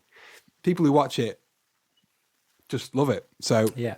It's obviously good. There's obviously something there. Yeah, I'm just not. It just doesn't appeal to me. Yeah, but you haven't watched it, so maybe when you watch the 3 episodes. But usually it's like, oh, that looks in. You sort of think to yourself, that looks interesting. Well, I watched. I'm just not bothered. I watched the first 30 minutes or so of the first episode. I didn't stop watching it for any bad reason. It was just something came up and I had to go and do something. And within the first scene, I watched a midget in an orgy with a load of women. Like realistically, this should be something I've signed up for immediately. But well, they call it Game of Dicks, don't they? Because it's like there's so many sex scenes. Apparently, it's kind of like it's pretty much porn. Well, porn with dragons. I think your blonde girl that plays the Dragon Queen, wherever she is, I don't know her name. You could say any combination of first name and surname, and I wouldn't know if it was right or not. Spunky Head. Yeah, that's not generally a combination of first name and surname, but okay, we'll go with it. But I think she's one of the most beautiful people on the planet, so it's amazing I haven't watched it just because of that. Right, okay, all right. She's absolutely amazing. Okay. But, well, there you go. Game of Thrones. 5 years' time. Apparently it's pretty good. 5 years' time, I'll be fucking all over it. You know what film I'm quite interested in seeing is Meg. Have you heard about Meg? No. It's or it might be called The Meg. It's about a megalodon shark. Oh, yeah. I've seen the trailer for it. But is it a horror film or is it a fucking Sharknado film? I think it's a shark. Well, it's got Jason Statham in it. For want of better words, is it a serious horror film? No, I don't think so. Well, I think it kind of wants to be. I hope it is. But yes, I'm in. If it is, this gets me onto another slightly, related, but slightly to the side topic of people often refer to Jaws as a horror film, and I do not consider Jaws to be a horror film. I think it was at the time. It's like, is that just because of the floating head scene? No, it's because of the suspense. Yeah, but I'm not having it really. I don't consider Jaws to be a horror. I mean, But- all Jaws is I mean, first of all, like, Jaws shouldn't be a horror film because the whole thing of just stay out of the water and you've won. Yeah, yeah. You know, it's that. It's not end like of, Freddy who come and get you in your No. dreams. Everyone End- has to sleep eventually. end of horror You film. don't have to sleep. You don't have to swim in the sea. No, I'm on a streak of about 18 years of not swimming in the sea. it's not like you're going to be. It's not like you're going to be lying in bed and you're going to see the silhouette of a shark swimming past the window. I'm not going to swim up through the toilet. Yeah. So yeah, stay out of the water. You've won. But it's when you're in the water, it's essentially Alien, isn't it? Yeah, It's that sort of type of film. yeah. I mean, I get that, but I still. For the record, nowhere near as good as Alien. But here we are. Are you talking Alien or Aliens? Both. I much prefer Aliens. Oh, I know. I prefer Aliens as well. I think you're right. I also think Alien 3 is a pretty fucking good film too. Alien 3 is good. Yeah. I I also enjoyed Alien Covenant and I quite enjoyed Prometheus as well. So I it's thought like- Prometheus was a fucking good sci-fi I've not film. seen the latest one. Covenant. Yeah, I've not seen that yet. See, I think I have seen it, but you know what? If you turn around and said, "What is it like?" I can't remember a single thing about it. It's got Danny McBride in, hasn't it? He wears a cowboy hat in the film. I'm pretty sure.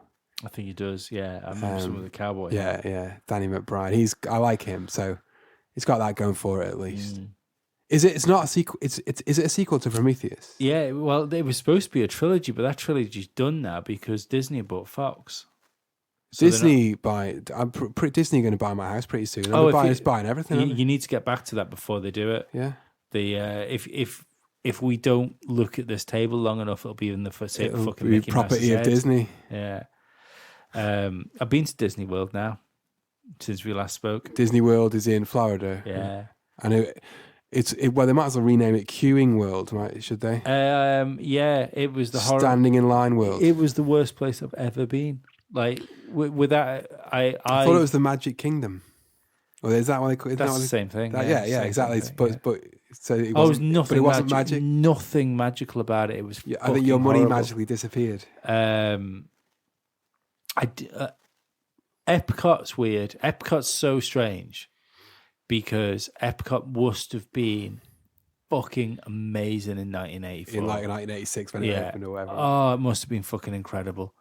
But no, I think I do. I think I'm right. I think it opened in the 80s. Yeah. I think Epcot did, yeah. Yeah. It was supposed to be the world of the future, wasn't Yeah, it? yeah. But it's not because like the future is more futuristic than that future now, and nothing's changed. They've joked about it on The Simpsons about how naff it is. Yeah, right, in it's that. awful. It's so quiet. It's So you went there because you've got a son, right? Is that why you went? No, not really, because he was only 3 months Well, old. I was going to say, surely he's not old enough to appreciate No, it. he was only 3 months old. No. Well, but we did have a 5-year-old with us as well. Right. Epcot can be enjoyed by adults, but because for all the future NAF stuff, they have the World Walk, which is like a big lake, and sort of every 10, 20 meters is separated into a different country. So there's like little sets where Right. it's. I think there's like 20 odd countries. There we go. So there's that'll preserve the culture. Yeah. Open all the borders. Keep Epcot. Well, you know what? You can walk freely between any of those countries, and as I said, it's like hell. But I got fucking hammered. Yeah, it cost a lot of money to get hammered in there, I must admit. But I bet it does. but it's the only Disney park with alcohol in it. Bouncers wearing Mickey think- Mouse out. You get thrown out of a pub by Mickey Mouse. But I think it's the only Disney park with alcohol that's allowed. Like the other parks don't have it.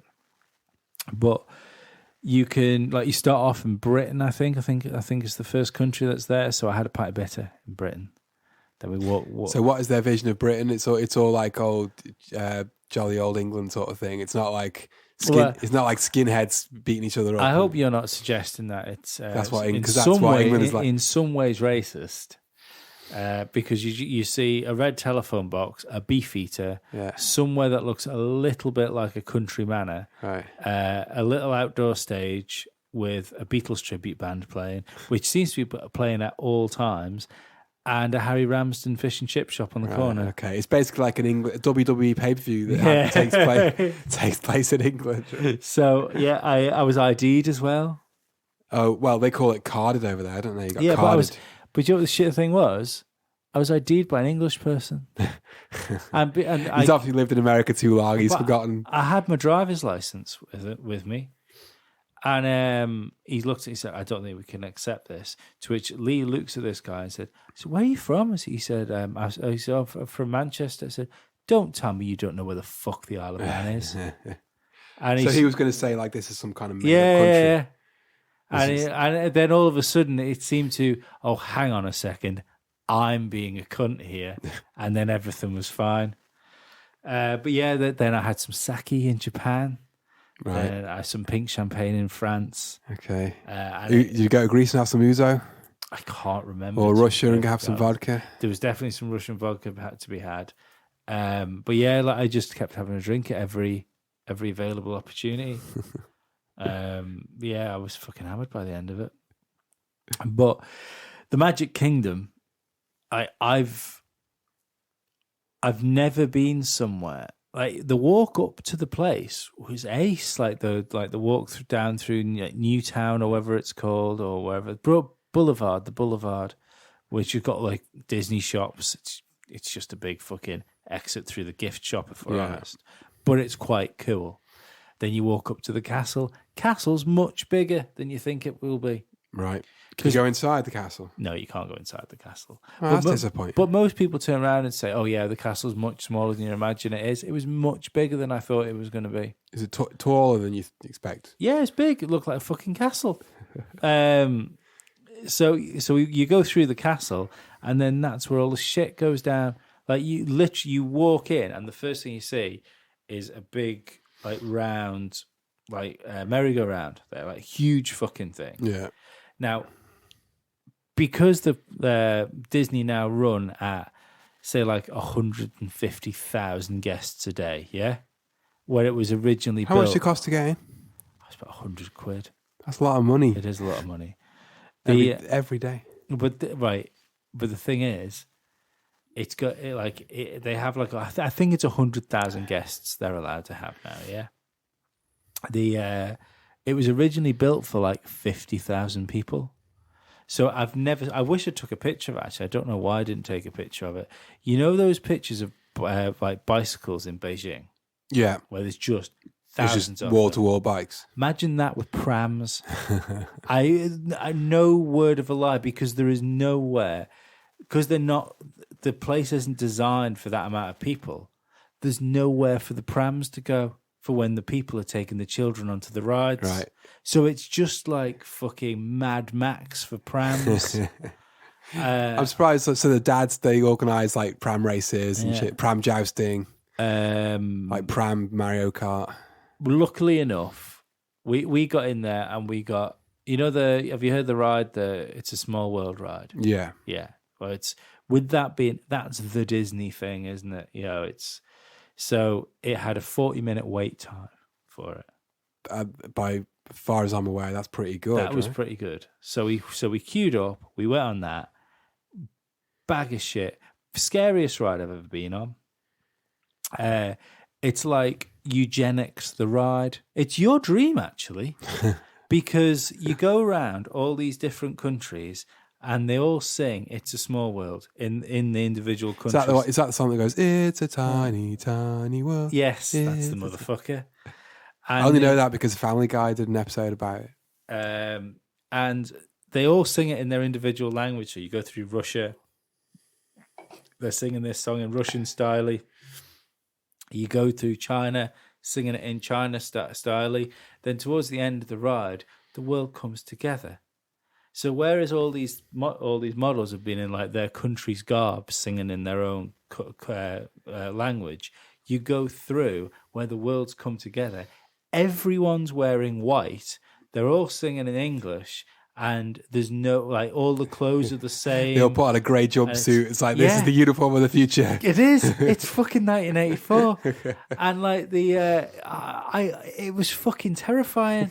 And I just Are you sure it wasn't because you'd had like 12 vodkas? At no, because that was a different park. I was sober.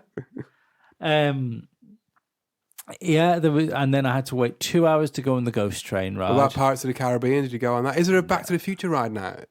No, that's Universal. Right, Universal's a completely different kettle of badgers. So you went to Universal Studio. It's called Universal Studios. Yes. So you went? Did you go there? Yeah, I've about 4 times. And they got the Jaws thing. Jaws is gone. Oh, they don't do the Jaws thing. Jaws is gone. Back to the Future is now the Simpsons ride. Simpsons ride. Yeah. But they're not the like. I think the best. Oh, what does Simpsons? Does the Simpsons ride recreate the start of the Simpsons? No, I wish it did. It should do. It's like what the Back to the Future ride was. You're in a car, it takes you on like a roller coaster thing, which is a virtual thing. That was the thing. Spider-Man ride's amazing. That's like a virtual reality 3D thing. Right. The Harry Potter part of Universal Studios is unfucking real. I would skip that entire thing. No, you go on a train to get there. You have to go on the Hogwarts Express to get into the place. Never watched Harry Potter, never read Harry Potter. I know nothing about Harry Potter. It's worth it. It's worth it just to see what sort of man you are. What does that mean? Because then you depend at what film, what's her name gets fit in. Hermione. Yeah. You don't want it to be the first film. Ian Watkins might enjoy that. I don't know. I've never watched any Harry Potter. I was already too old. When Harry Potter came out, I was already like I was grown up when Harry Potter came out. They're not bad films. They're not I'm great. I'm sure they're good. I've never seen them, and I'm never going to. I don't think. No, they're not great films by any fucking stretch of the imagination. But yeah, it's good. Like, you know, I like them. There's a modern phenomenon of grown ass adults who make Harry Potter references in real life. So it's like they refer to somebody as a muggle. Yeah, or like, what's the bad guy called? Voldemort or something like that. They refer to somebody as being like Voldemort, and I'm like, Jesus. Just see this. Grow up. I imagine this is a work thing. It's more of a Twitter thing, really. Oh, is it? Yeah. See, Twitter's a fucking strange place. Twitter, yeah, is a strange. I do. I'm pretty good with not being on Facebook anymore. I am on Facebook, but purely because I need a work page. But as a personal Lee Stevens thing, I don't really go on anymore. Have you heard of the Pareto principle? It states that 80% of the wealth will be held by 20% of the people. We're there, aren't we? Yeah, and it holds true in most things. Yeah. And it also holds true in Facebook. Yeah. 80% of the bullshit that you see on Facebook is 20% of the people that you're friends with. And it kind of applies to Twitter. Oh, right, yeah. Kind of applies to Twitter as well. 80% of the tweets you see are from 20% of the people that you follow. So it's like, really, most of the people that are on Facebook don't do anything. No. They just go on there, stealth, just see what's happening. Yeah. Never post anything. And it's like, 10 people who constantly posting shit all day long. Yeah. That's all Facebook is now. Did you ever see fucking hell, I forget the names. There's 2 guys. One works for Google now. He left Facebook. And one works, I think he might have his own private technology company. But like, these were after Zuckerberg fucked his mates off and took the Facebook idea. Like the Van something twins. Yeah.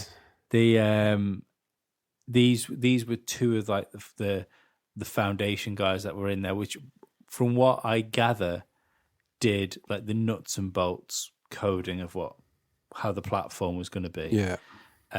To the point where they were high enough for one to get headhunted by Google, and another guy could comfortably go off and form his own tech company. And they did a TED talk the other week, and there's one of them was an Indian guy. I think it was him that was saying it. And they said, like, is there anything you regret about your life? He said, I regret having any involvement in Facebook. He said, I realize it's an easy thing to say now because I've made a lot of money through Facebook. I've like secured myself within my industry because of Facebook. He said, but I think we've done something quite evil. And the interviewer turned around and said, well, what do you mean by evil? What could possibly be that bad? He said, I genuinely think we have ripped apart the fabric of society. I saw something online. I can't remember where I saw it, but it was just a basic one question. Yeah. Has Facebook made the world a better place or a worse place? Worse. Easily. It's made it worse. Yeah. I think most people would say it's made it worse. People aren't meant to interact with each other this way. Yeah. People aren't... you could say this about anything. You could say about this sort of thing. Like, there's a shield that comes with this where you can sit here and air your grievances or put forward your opinions on things, much as an Alex Jones sort of thing. Except we don't shout and scream. Then you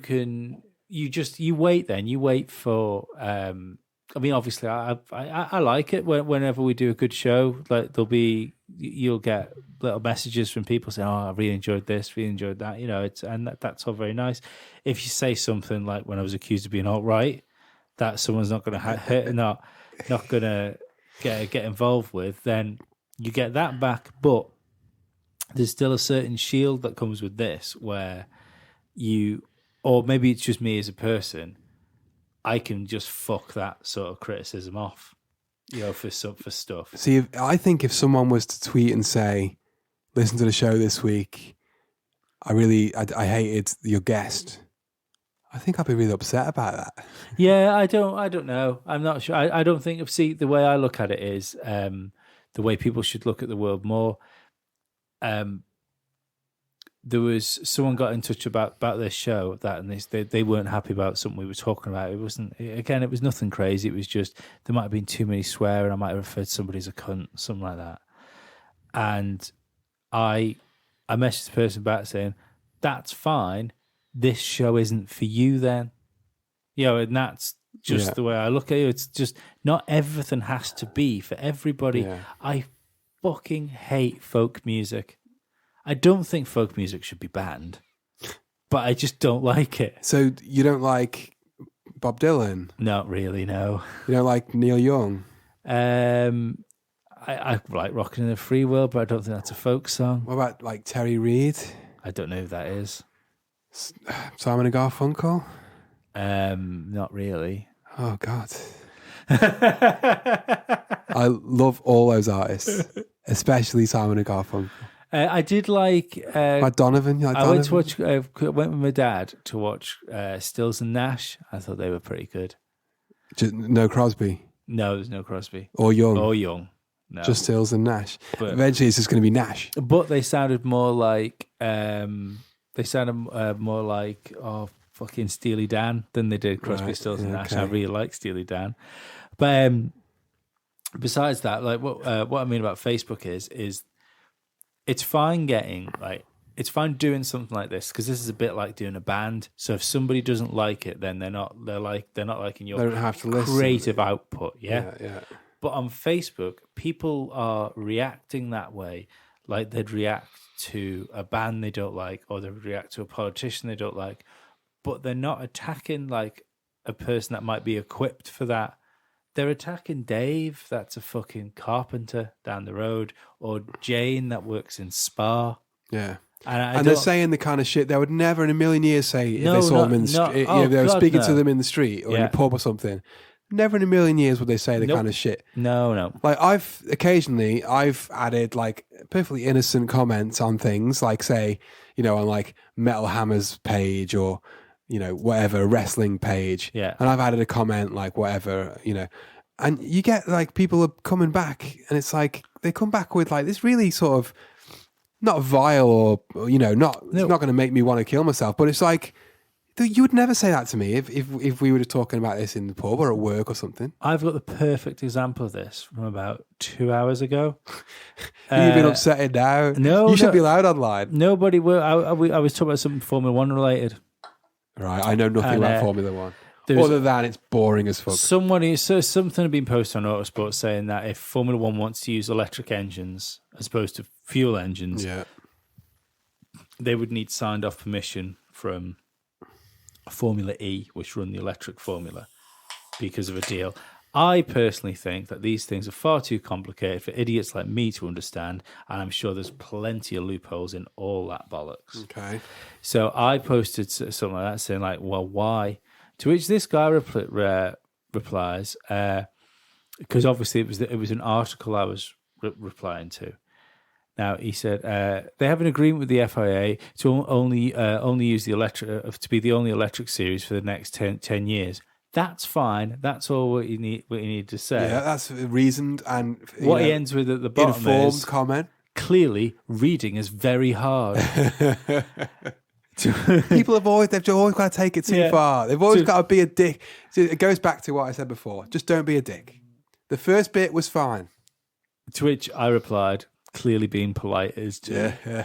But like that, I find things like that so weird. And I looked at his Twitter profile because you always have a little look. Oh at yeah, his you got to see what you're Twitter dealing with. profile. And what appears to be his greatest achievement is being a sim racer. So he plays. What's that mean? He plays computer games like the rest of us, Okay. but he just obviously takes it a little bit too seriously. There's a thing on Twitter that it kind of irritates me, and it's like, say, an established account tweets out something. Yeah. Or we keep mentioning wrestling. Let's say a wrestler tweets out something and somebody comes back disagreeing with them. Usually they disagree with them in like a not a very diplomatic way. Yeah. And the response is always, oh, you've only got 11 followers or you've only got 10 followers. I know, And it's like, are we that petty that we're going to like, your value is linked to the number of followers you've got on Twitter. I've got about 350 followers on Twitter. Yeah, I'm probably. I reckon less than 100 of those are actual real people. I have fucking. I do fuck off the bots and the companies. It's like, but where are the people on Twitter? It seems like about 2% of the entire Twitter is real people like you and me. It is crazy. I remember there was a video on YouTube I was watching. I can't remember what it was. I wasn't nasty. I just merely, I either disagreed with what the guy was saying and wrote a point down, or I didn't like no, it wouldn't have been, because if I don't like something, to be fair, if I don't like a video on YouTube, I don't say it. I just go away. Just watch something else. Like a normal person. Yeah. So it must have been that there was something going on that I was interested in, and I was adding to the fucking discourse, which you shouldn't do in the YouTube comment section. I understand that. It was a fucking ridiculous thing to do. Just click thumbs down and move on. I apologize for my actions. But this guy replied to me, the creator of the video, saying, I've just been on your thing. You don't even make videos? That's like the YouTube equivalent of do you even lift, bro? Well, yeah, exactly. It's like, oh fuck, like, I mean, even on a fucking, if you like, because I've always found that fucking thing weird. I find it weird when I get pinned to it and people like, I've been referred to as like a content creator because of podcasts and stuff. Okay, yeah. And I suppose, I'm making content. Well, what is your internet. Twitter name? Podcast, what is it? Podcast of the Year Machine? Yes. Is this going to be one of those? Maybe. We'll see. We'll see. It was just my own little tribute to my fucking future love, Kenny Omega. But fuck, you've thrown me now. But yeah, like, are you there thinking, oh fuck, you don't know, and this is what people seem to forget is you don't know who you're talking to. Yeah. And I'm nothing special, but I might have known more than him. Do you know what I mean? Yeah. Or the Formula One guy, I'm not the fucking world's authority on Formula One, but I do find my vested interest to at least keep my fucking finger on Well, it. you are a member of possibly the world's biggest Formula One podcast. Certainly one of the biggest independent ones, I think. And yeah, I've fucking come to find that like purely looking at numbers when you're doing podcasts is almost fucking ridiculous. It's because you don't know, like people might have your show on like auto download on the computer and they might constantly just never listen to it. Do you know what I mean? Yeah. But you get the hit because it's I've got loads of it's those downloaded. where- Yeah. I have to do it constantly. Like I download loads and that like it'll if I don't listen to all the podcasts I'm going to listen to, it has to be really special for me to go back and listen to an old one. Yeah. And it's generally a Rogan one where he'll have a guest on that I really like. Do you still listen to things like Steve Austin, Chris Jericho, Nope. Jim Ross? No, I still download Jericho's now and again, but I downloaded Jericho's one because I think he's a flat earther. He well, had David Weiss on, didn't he? I listened to that episode. Yeah. And He didn't come across as someone that wasn't on board. I didn't, I mean, Jericho always he'll kind of buddy up to the guy that's whoever he's got on. So, but more so there, didn't it? But It seemed more so. a lot of what the guy was saying, I basically just went over my head. I didn't understand it. So I didn't come away from that thinking, oh yeah, maybe the earth is flat after all. I listen to those. Fucking love flat earth. I listen to those and it's like, I like to hear differing opinions on things. Yeah, that's my new UFO. It always used to be aliens for me, but I can just nom nom nom nom nom nom nom nom nom. I just eat up that fucking those podcasts. See, I do not believe the earth is flat. No, I don't. And I can't believe that is a thing in 2018 when it wasn't a thing for 500 years previous. Yeah. But it's like, whatever, it's still fun to listen to. Yeah. But aliens, in far as I'm concerned, there is no way that aliens don't exist. Aliens must exist. They must exist. If we exist, there is no way we are the only life form in the universe. There's no way. I think do you know what almost as terrifying as us being the only life form in the universe is, and like there's just as much chance of this as not, and it's something that's never really addressed. We might be the most advanced. Well, that's the thing. It's like aliens aren't necessarily going to be little green men or little grey men or whatever that come mutilate your cattle and So here, what do you think about alien abductions and sightings?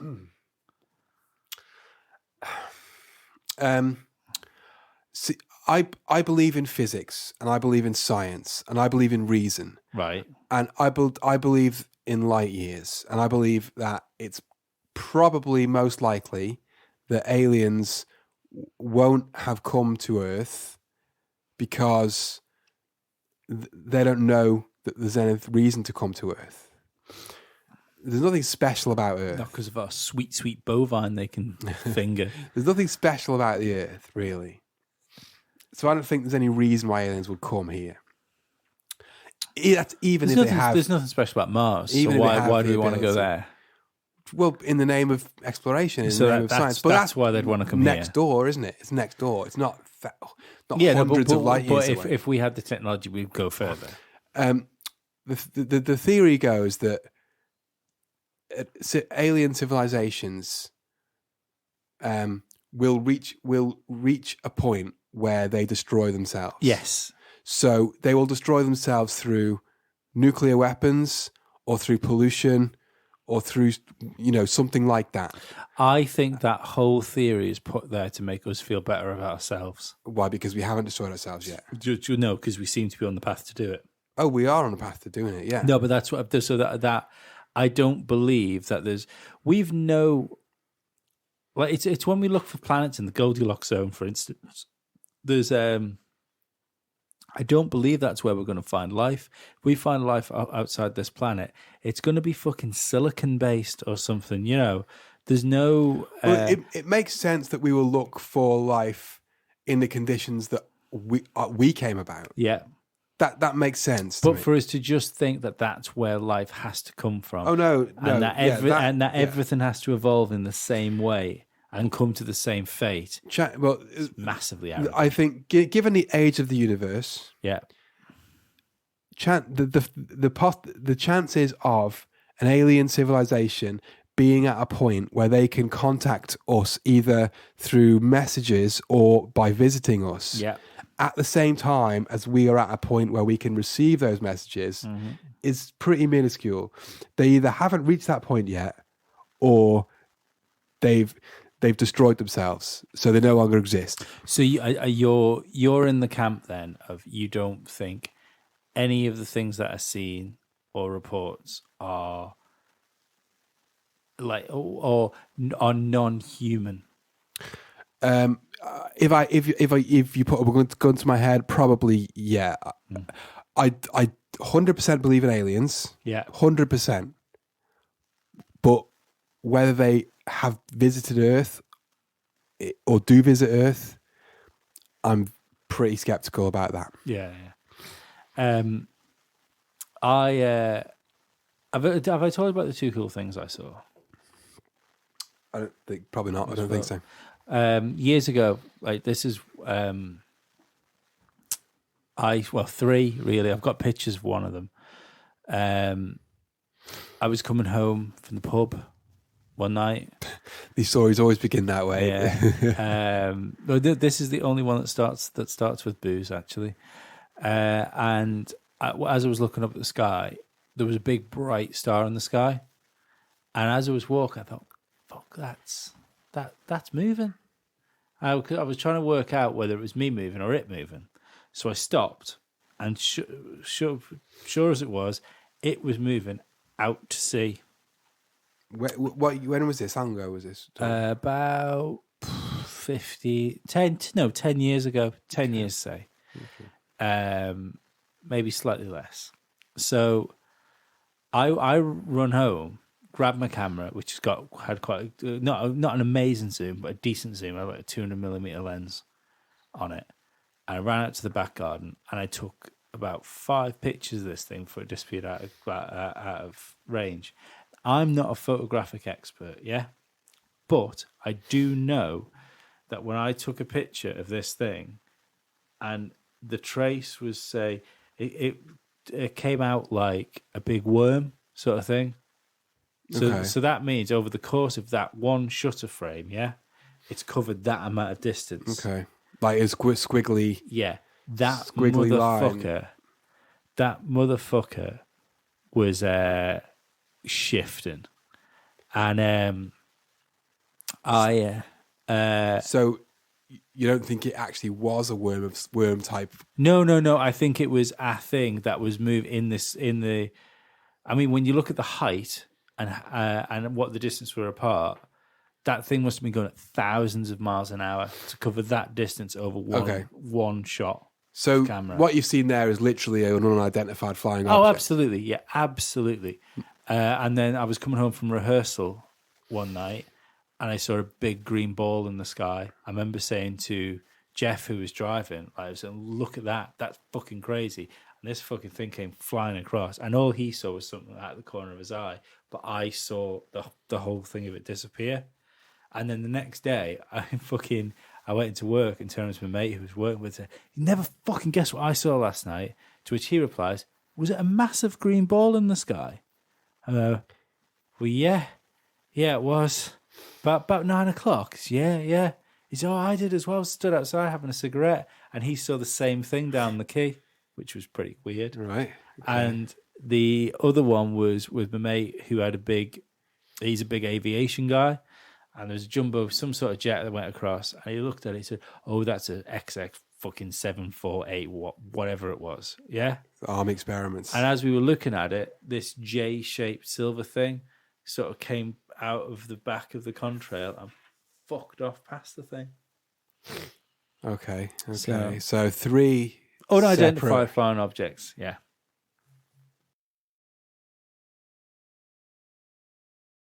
And you can't just drill a little hole. You've got to fit people down there. Then you've got to get rid of the rubble, bring that back up. Yeah. But there were reports at the 8 mile mark that because it's in Russia, isn't it? Yes. Yeah, that they heard screaming from inside, and it freaked out a load of the people doing it. That would freak me out. It would freak me out as well. And like, so the thing is they go there, oh, that's got to be crazy superstition. Or is that where the crazy superstition of hell and stuff comes from? Is from whatever is under there. Yeah. That's an interesting one, that is. I'm going to look more into that. I mean, the problem with that is the problem with Russia is like problem like with China. I mean, how many conspiracy theories do you get come out of China? Fucking nothing, because nothing gets out of China. Nothing comes out. I was fascinated by that video. That was it was on like mainstream news in China, wasn't it? It drifted over to us. What video? The floating city and the cloud city thing that was sort of appeared. I don't know. I'm not sure I saw that. Yeah, that was really floating city. Yeah. Really so what weird. was the actual story behind that? Then? Well, I don't know because I don't speak Chinese, and this thing came out. It was probably a hoax, because it looked too cool to be real. But you do think, well, it's China's so closed off, and there's some really weird stuff on Google Maps in China, like the Black Pyramids and all sorts lying around there. That's my what I said then is always my first instinct. So what is the real story? What is like the scientific explanation for that? Yeah. What actually happened there? It's a fine place to come from, but to look at something and go, all right, well, what's real there is kind of the wrong way to look at it, I think. Because that's instantly trying to disprove something to find an earthly answer. That is the angle I come from. Yeah. But I think that's kind of wrong. I think that's because you can't go into something trying to disprove it. You can go into something and be willing to. That's the thing. To go in and accept bullshit if you find bullshit. But there's a difference between just accepting it when you go, actually, this is nowhere near as cool as what I thought it was going to be, than going in to go, this isn't cool, and I'm going to fucking show you why. I just want a rational explanation for things. It's like I'm the Agent Scully in this situation. You are almost certainly not. If something appears to be otherworldly or supernatural, I want to find the real reason for it.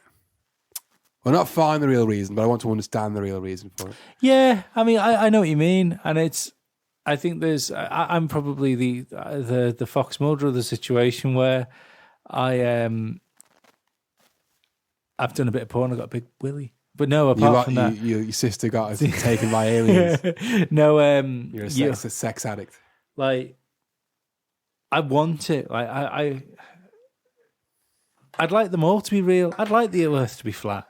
Because it'd be really fucking interesting. Imagine that, like literally, like how. So the Earth is flat. Is it all on one side, or is some of it on the underside? What if it's all on one side? What is on the underside? Well, turtles. Is it turtle? Well, in some religions, but apparently it's like an endless plane, and that's the way they look at it. The idea that the Antarctica isn't a continent. It's an ice wall that surrounds. Yeah, that was part of the water. Jericho thing, wasn't it? Yeah, the guy was on Jericho. And then there's no space. Space isn't real. There's a dome, like a dome structure over it. So that's what stars are. It's like the moon is a hologram. Sort of it's just painted on. Moon's painted on. Some things, they're two independent bodies that exist inside the dome. As far as this is what I think you would consider standard flat Earth theory. Okay. It's so interesting, and the problem, the best thing about the flat Earth theory is. Remember what I said before about like Sandy Hook shooting and stuff like that? Like the nucleus of a good conspiracy theory is an idea that is ridiculous with just enough meat around the edges for you to hang on to. Mm. And flat Earth is the absolute epitome of that. I just think like Copernicus, right? Mm-hmm.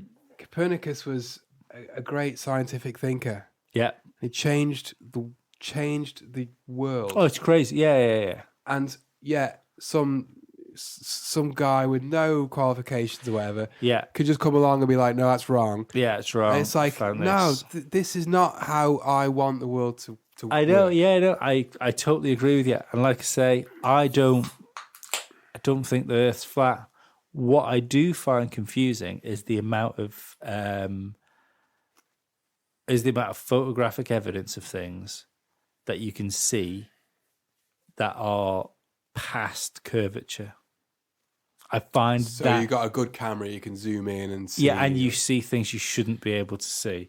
And the idea that what's always put that down is like Phantom Morganas or like light refraction. Yeah. And it doesn't feel like that adds up. I've heard the arguments. Well, I'll kind of, as Steve Austin would say, I'll bottom line this bitch, right? I've heard the arguments for and against, and I believe the Earth is round. Oh no, I do as well. I totally. But this is why I'm saying why it's the perfect conspiracy theory, is because there's just enough there, and that you can almost put down as they have on their side with like your large bodies of water. Salt flats are a good one where they do things on, where you've got these massive big flat areas and you can see further than you should be able to, regardless of where you stand on it, and regardless of whether you agree with the evidence that they're putting forward. That is evidence that has been gathered in a scientific manner. Do you know what I mean? Yeah. So, and that's what makes it the most entertaining conspiracy theory there is. The thing of it is like, why? In one way, it's like, who cares if the Earth is flat or a sphere? Do you know what I hate about this? What I mean by that, I don't mean who cares. No, it's fine. It's a good one. I've had this conversation on the Patreon for the Formula One podcast. I've had it on here, and because I enjoy listening to it, I always have to play devil's advocate for the flat Earth theory, and I'm convinced it makes me sound like a fucking lunatic. Someone's just going to go around and just splice out all the flat together, bits, make an and hour it's going long. to be Lee's flat Earth conspiracy. When I say who cares, I don't mean it's like, oh, it makes no difference to your day-to-day life. I don't mean that. What I mean is, whether it's round or it's flat, there's no benefit of it being one or the other. There's no benefit, but there is. It's as far as science is concerned, it could be round, it could be flat. Well, it's not. It makes no difference. Makes no difference to science. But the idea behind why we're being lied to again. Yeah, that's the point. Is why would they lie about it? Playing devil's advocate. The inside. So let's say, right, Antarctica surrounding us, endless ice plain around, We've got our little local sun and moon, which are making everything like warm and watery around. We live in there. The elite, fucking elites, fucking goddamn globalists. The elite, you mean like the young bucks and the elite, Kenny Omega. They know the Earth's flat. Okay. So the thing is, if the Earth's flat, there's no space because we're enclosed in this dome. Okay. So the dome is a sphere. But you're going back to fucking Old Testament shenanigans here, because the dome would essentially be the firmament. What separates the waters above from the waters below. Okay. That then confirms God. Why does it confirm God? Because if we're inside this terrarium and we are all that there is, then we have to have been put here by something or someone or an entity of some sort, which would be God, regardless of what God is. Do you know what I mean? Mm-hmm. Where the flat earthers would say science for a long time has Is anti-God. Anti-God told us that we're a minute speck of dust in the middle of nowhere, in the middle of emptiness. That is what I believe. Yes, but that is the other side of it. That's why we would be lied to, is essentially a control system. Okay, so do you believe in God? I used to be a pretty staunch atheist, but I don't believe in God in a physical or I don't. Physical is probably the wrong word, but even like a metaphysical being. I do believe in an afterlife now. I do believe that there's. Do you believe in like heaven and hell or like reincarnation? No, I think I think more towards the idea that there's energy within all of us, and like regardless of what happens to the fleshy bit on the outside, that the energy moves on. We're more in like in a chrysalis form, and once this bit dies, we go on to the next stage of being alive, and there might be another stage after that and another stage after that. Well, energy, they say that energy is neither created nor destroyed. Yeah, it's in the same as a baby doesn't remember being in the womb. If you think for a second, if a baby had consciousness in the womb but didn't remember anything after being born, then birth would be a death almost. Yeah. Joe, I think there's something like that. I think people are special for some reason. I don't believe that. I believe that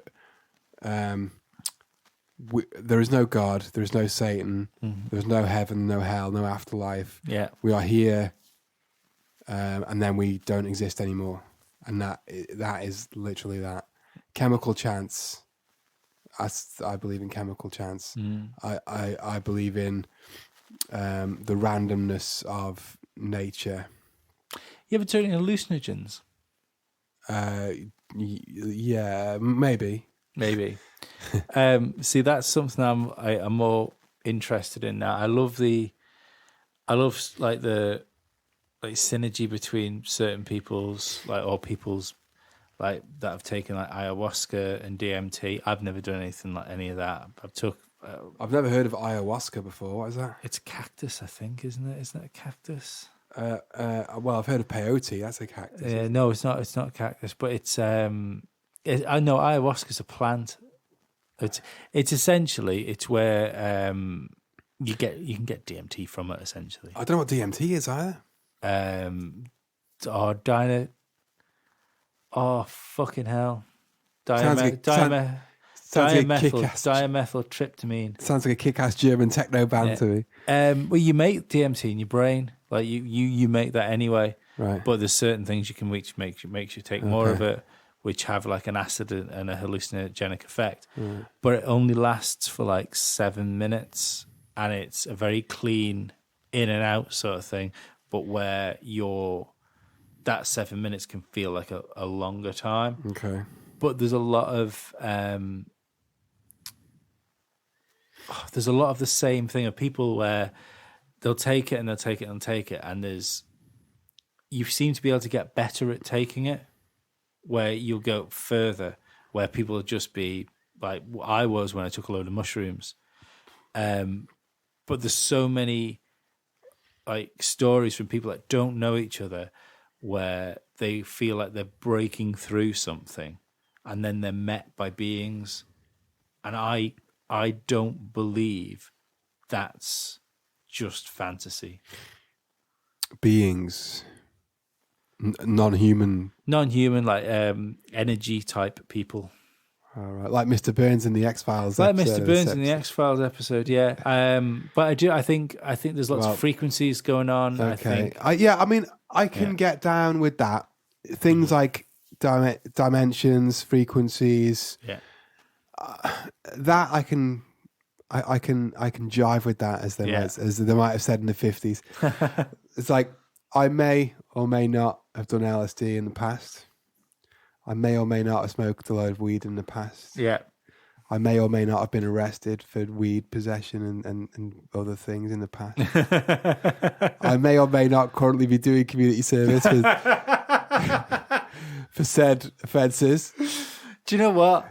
I completely fucking forgot I'd even read that in the paper. You allegedly read it in the paper. Allegedly may read it or in the may not have paper. read it in the paper. Can't believe I forgot that. That I allegedly read it. See, there's another time in another.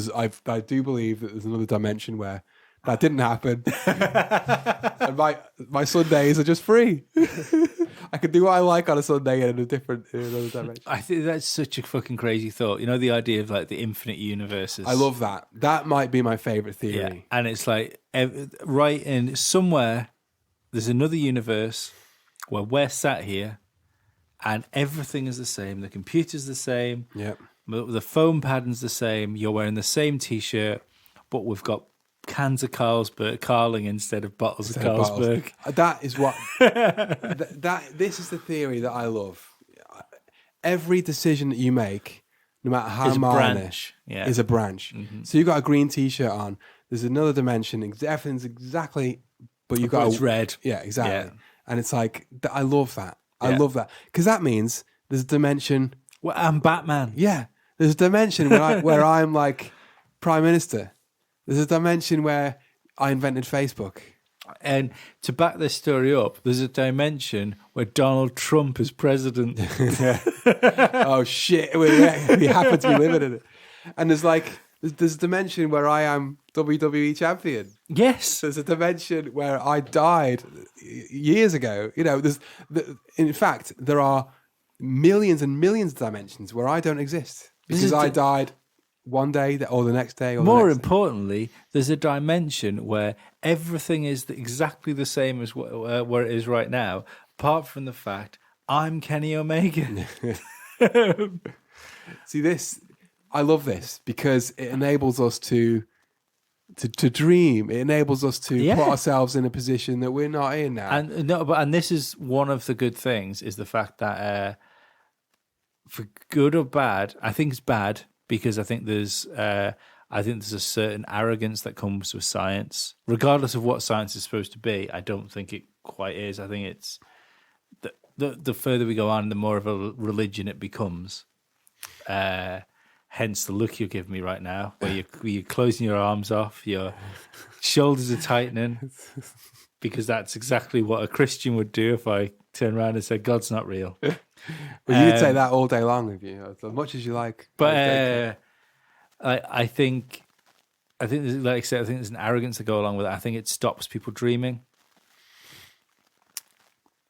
Yeah, maybe. I mean, science is by all not perfect at all. You know, there's lots of, well, I was going to say there's lots of problems. There isn't really, but it stops things like that. It's very much like, well, obviously it's fact based, isn't it? And it's theory based. It's fact based, repetition based, experiment based.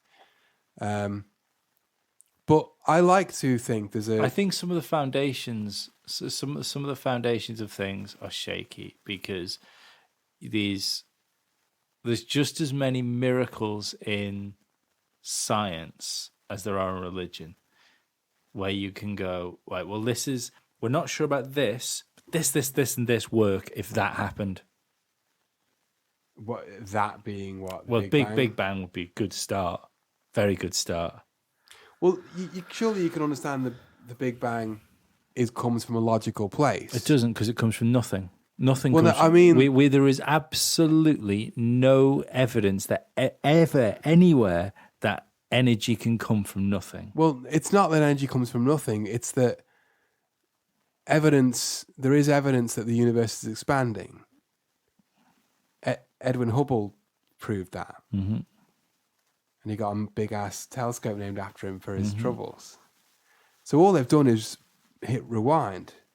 And they've said if it's expanding, it must have been in the past been smaller and smaller and smaller. And logically, it must have been... But just for it must have originated from a tiny point. But for a split second, though, like it's the expanding universe is still a theory. It is just a theory. We don't have. It's what we've gone with as a this makes sense, so this is where we start from. Yeah? There's also That could be wrong. the If that's alternative wrong, is one of the alternatives is M theory, or like membranes. yeah. So have you heard of this? There's Yeah. membranes, and they kind of slam together, bounce together, kind of. Yeah. And so there's multiple Big Bangs. Mm-hmm. Every time membranes bang together, that is a Big Bang. Yeah. And I guess that feeds into the multiverse theory. Yeah. Which means, and there's also the kind of cyclical theory, which is like expands, Contracts. Yeah. expands, contracts. So the universe plays out multiple times. Well, what's before it? What that's what I always get stuck on. Is what causes it? There has to be a cause for an effect. Well, this is the question that nobody can answer. So Yeah. it's an easy one to throw out there if you're kind of wanting to challenge science or the establishment. Yeah, no, I mean it's not. That's fine. And just because we can't answer it doesn't mean it doesn't mean God that, clicked his fingers. No, it also doesn't mean no, because I not for one split second do I think God clicked his fingers and there was life. I don't know, and I'll tell you why I don't know. Because I'm a painter and decorator. That's why I don't know. But I do think But that you know how to get a blob of paint off a piece of carpet, right? well, see that's something. Why if I put sheets down in this whole room and leave a small, like 2 pence size hole, That's is where that all the where the paint paint will land? But there's just something about it all doesn't feel on the level to me at times. Well, I quite like the fact that there is still a bit of mystery. Oh, I hope so. I think it God, would I be hope so. it would be quite not demoralizing. I can't think of the right word to use because I'm a few beers in now, but it would be a bit disappointing if there was no mystery left. If we knew exactly what started the universe, what was before it, what's going to happen at the end of it, every question was answered. We had a universal theory, because that's the holy grail, isn't it? We look at a theory of everything. If we had that, everything was tied up nicely with a bow. There'd be no point to That would be a anything. bit disappointing, wouldn't it? It'd be like, what next? What now? Well, this is the problem I've got with that, because I don't even know whether humans will ever be advanced enough to answer the questions that we're trying to ask. Maybe not. Maybe we can't answer them. Maybe they're like, because we can't think of what came before. Maybe we're not supposed to. Maybe we're not capable of the very doing it. fact that we have to invent this kind of daddy figure that kind of like touched his finger to open. But do you not think space. it's crazy that figure has been in every single culture throughout time? I think it represents the limitations of the human race. But you don't need it. But what? I don't need it. No, exactly. So are you more advanced than the rest of the? Yeah. Well, but what I mean is, you're the living embodiment that doesn't work. That theory of that we have to invent something. I don't have any answers to anything apart from like, how do you do certain shit on Excel? I've got some answers there. Yeah, but as far pretty as good like with Excel, aren't you? Yeah, You're quite proud of Excel. You've mentioned it a few times. Love Excel. If Excel is the universe, I am God. But I don't have any answers. But just because I don't have answers doesn't mean I can't have my own ideas on things. Of course not. And I just reject the idea of God. I went to Sunday school. I was confirmed, whatever that really means. I'm not even sure. No, I don't know what that means. It's a bit like having a christening, but you're a teenager. Yeah. Um, Is that Catholic? no, Is that it's just Protestant? Church All right, Church of England. I wasn't confirmed. Church of England. So as Richie from Bottom says, it's like, you know, your Church of England, you don't have to go. You don't have to actually go to church with your Church of England. But I'm not. I just believe in. You need to be able to prove it to me. That's and I believe in reason and science. And I'm not saying that's better or worse. People with faith, this is a fact. People with faith live longer. Mm. So if you're religious, you go to church, you believe in God, all that stuff, chances are you'll live longer than I will. Is that a fact? Is that a statistic? Yeah. I didn't know that. People of faith live longer. And, you know, it may not be I'm not sure how many extra years they get. And it's probably, you know, I always think it's the years at the end. You know, I don't want to be like, if I'm 80 and somebody who believes is going to live to 89, I don't want those extra 9 years. Well, you can have them. I mean, it depends on the quality of those years, I suppose. You see, I'd be interested to know what it's like in other aspects of life. I'm a person that needs to do things to feel fulfilled. Like I enjoy playing bands. I enjoy doing things like this. You know,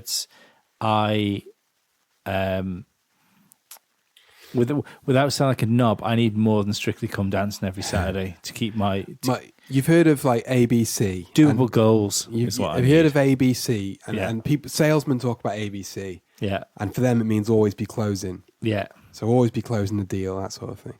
I live by ABC, but for me it means always be creating. Yeah. So I write short stories. Mm-hmm.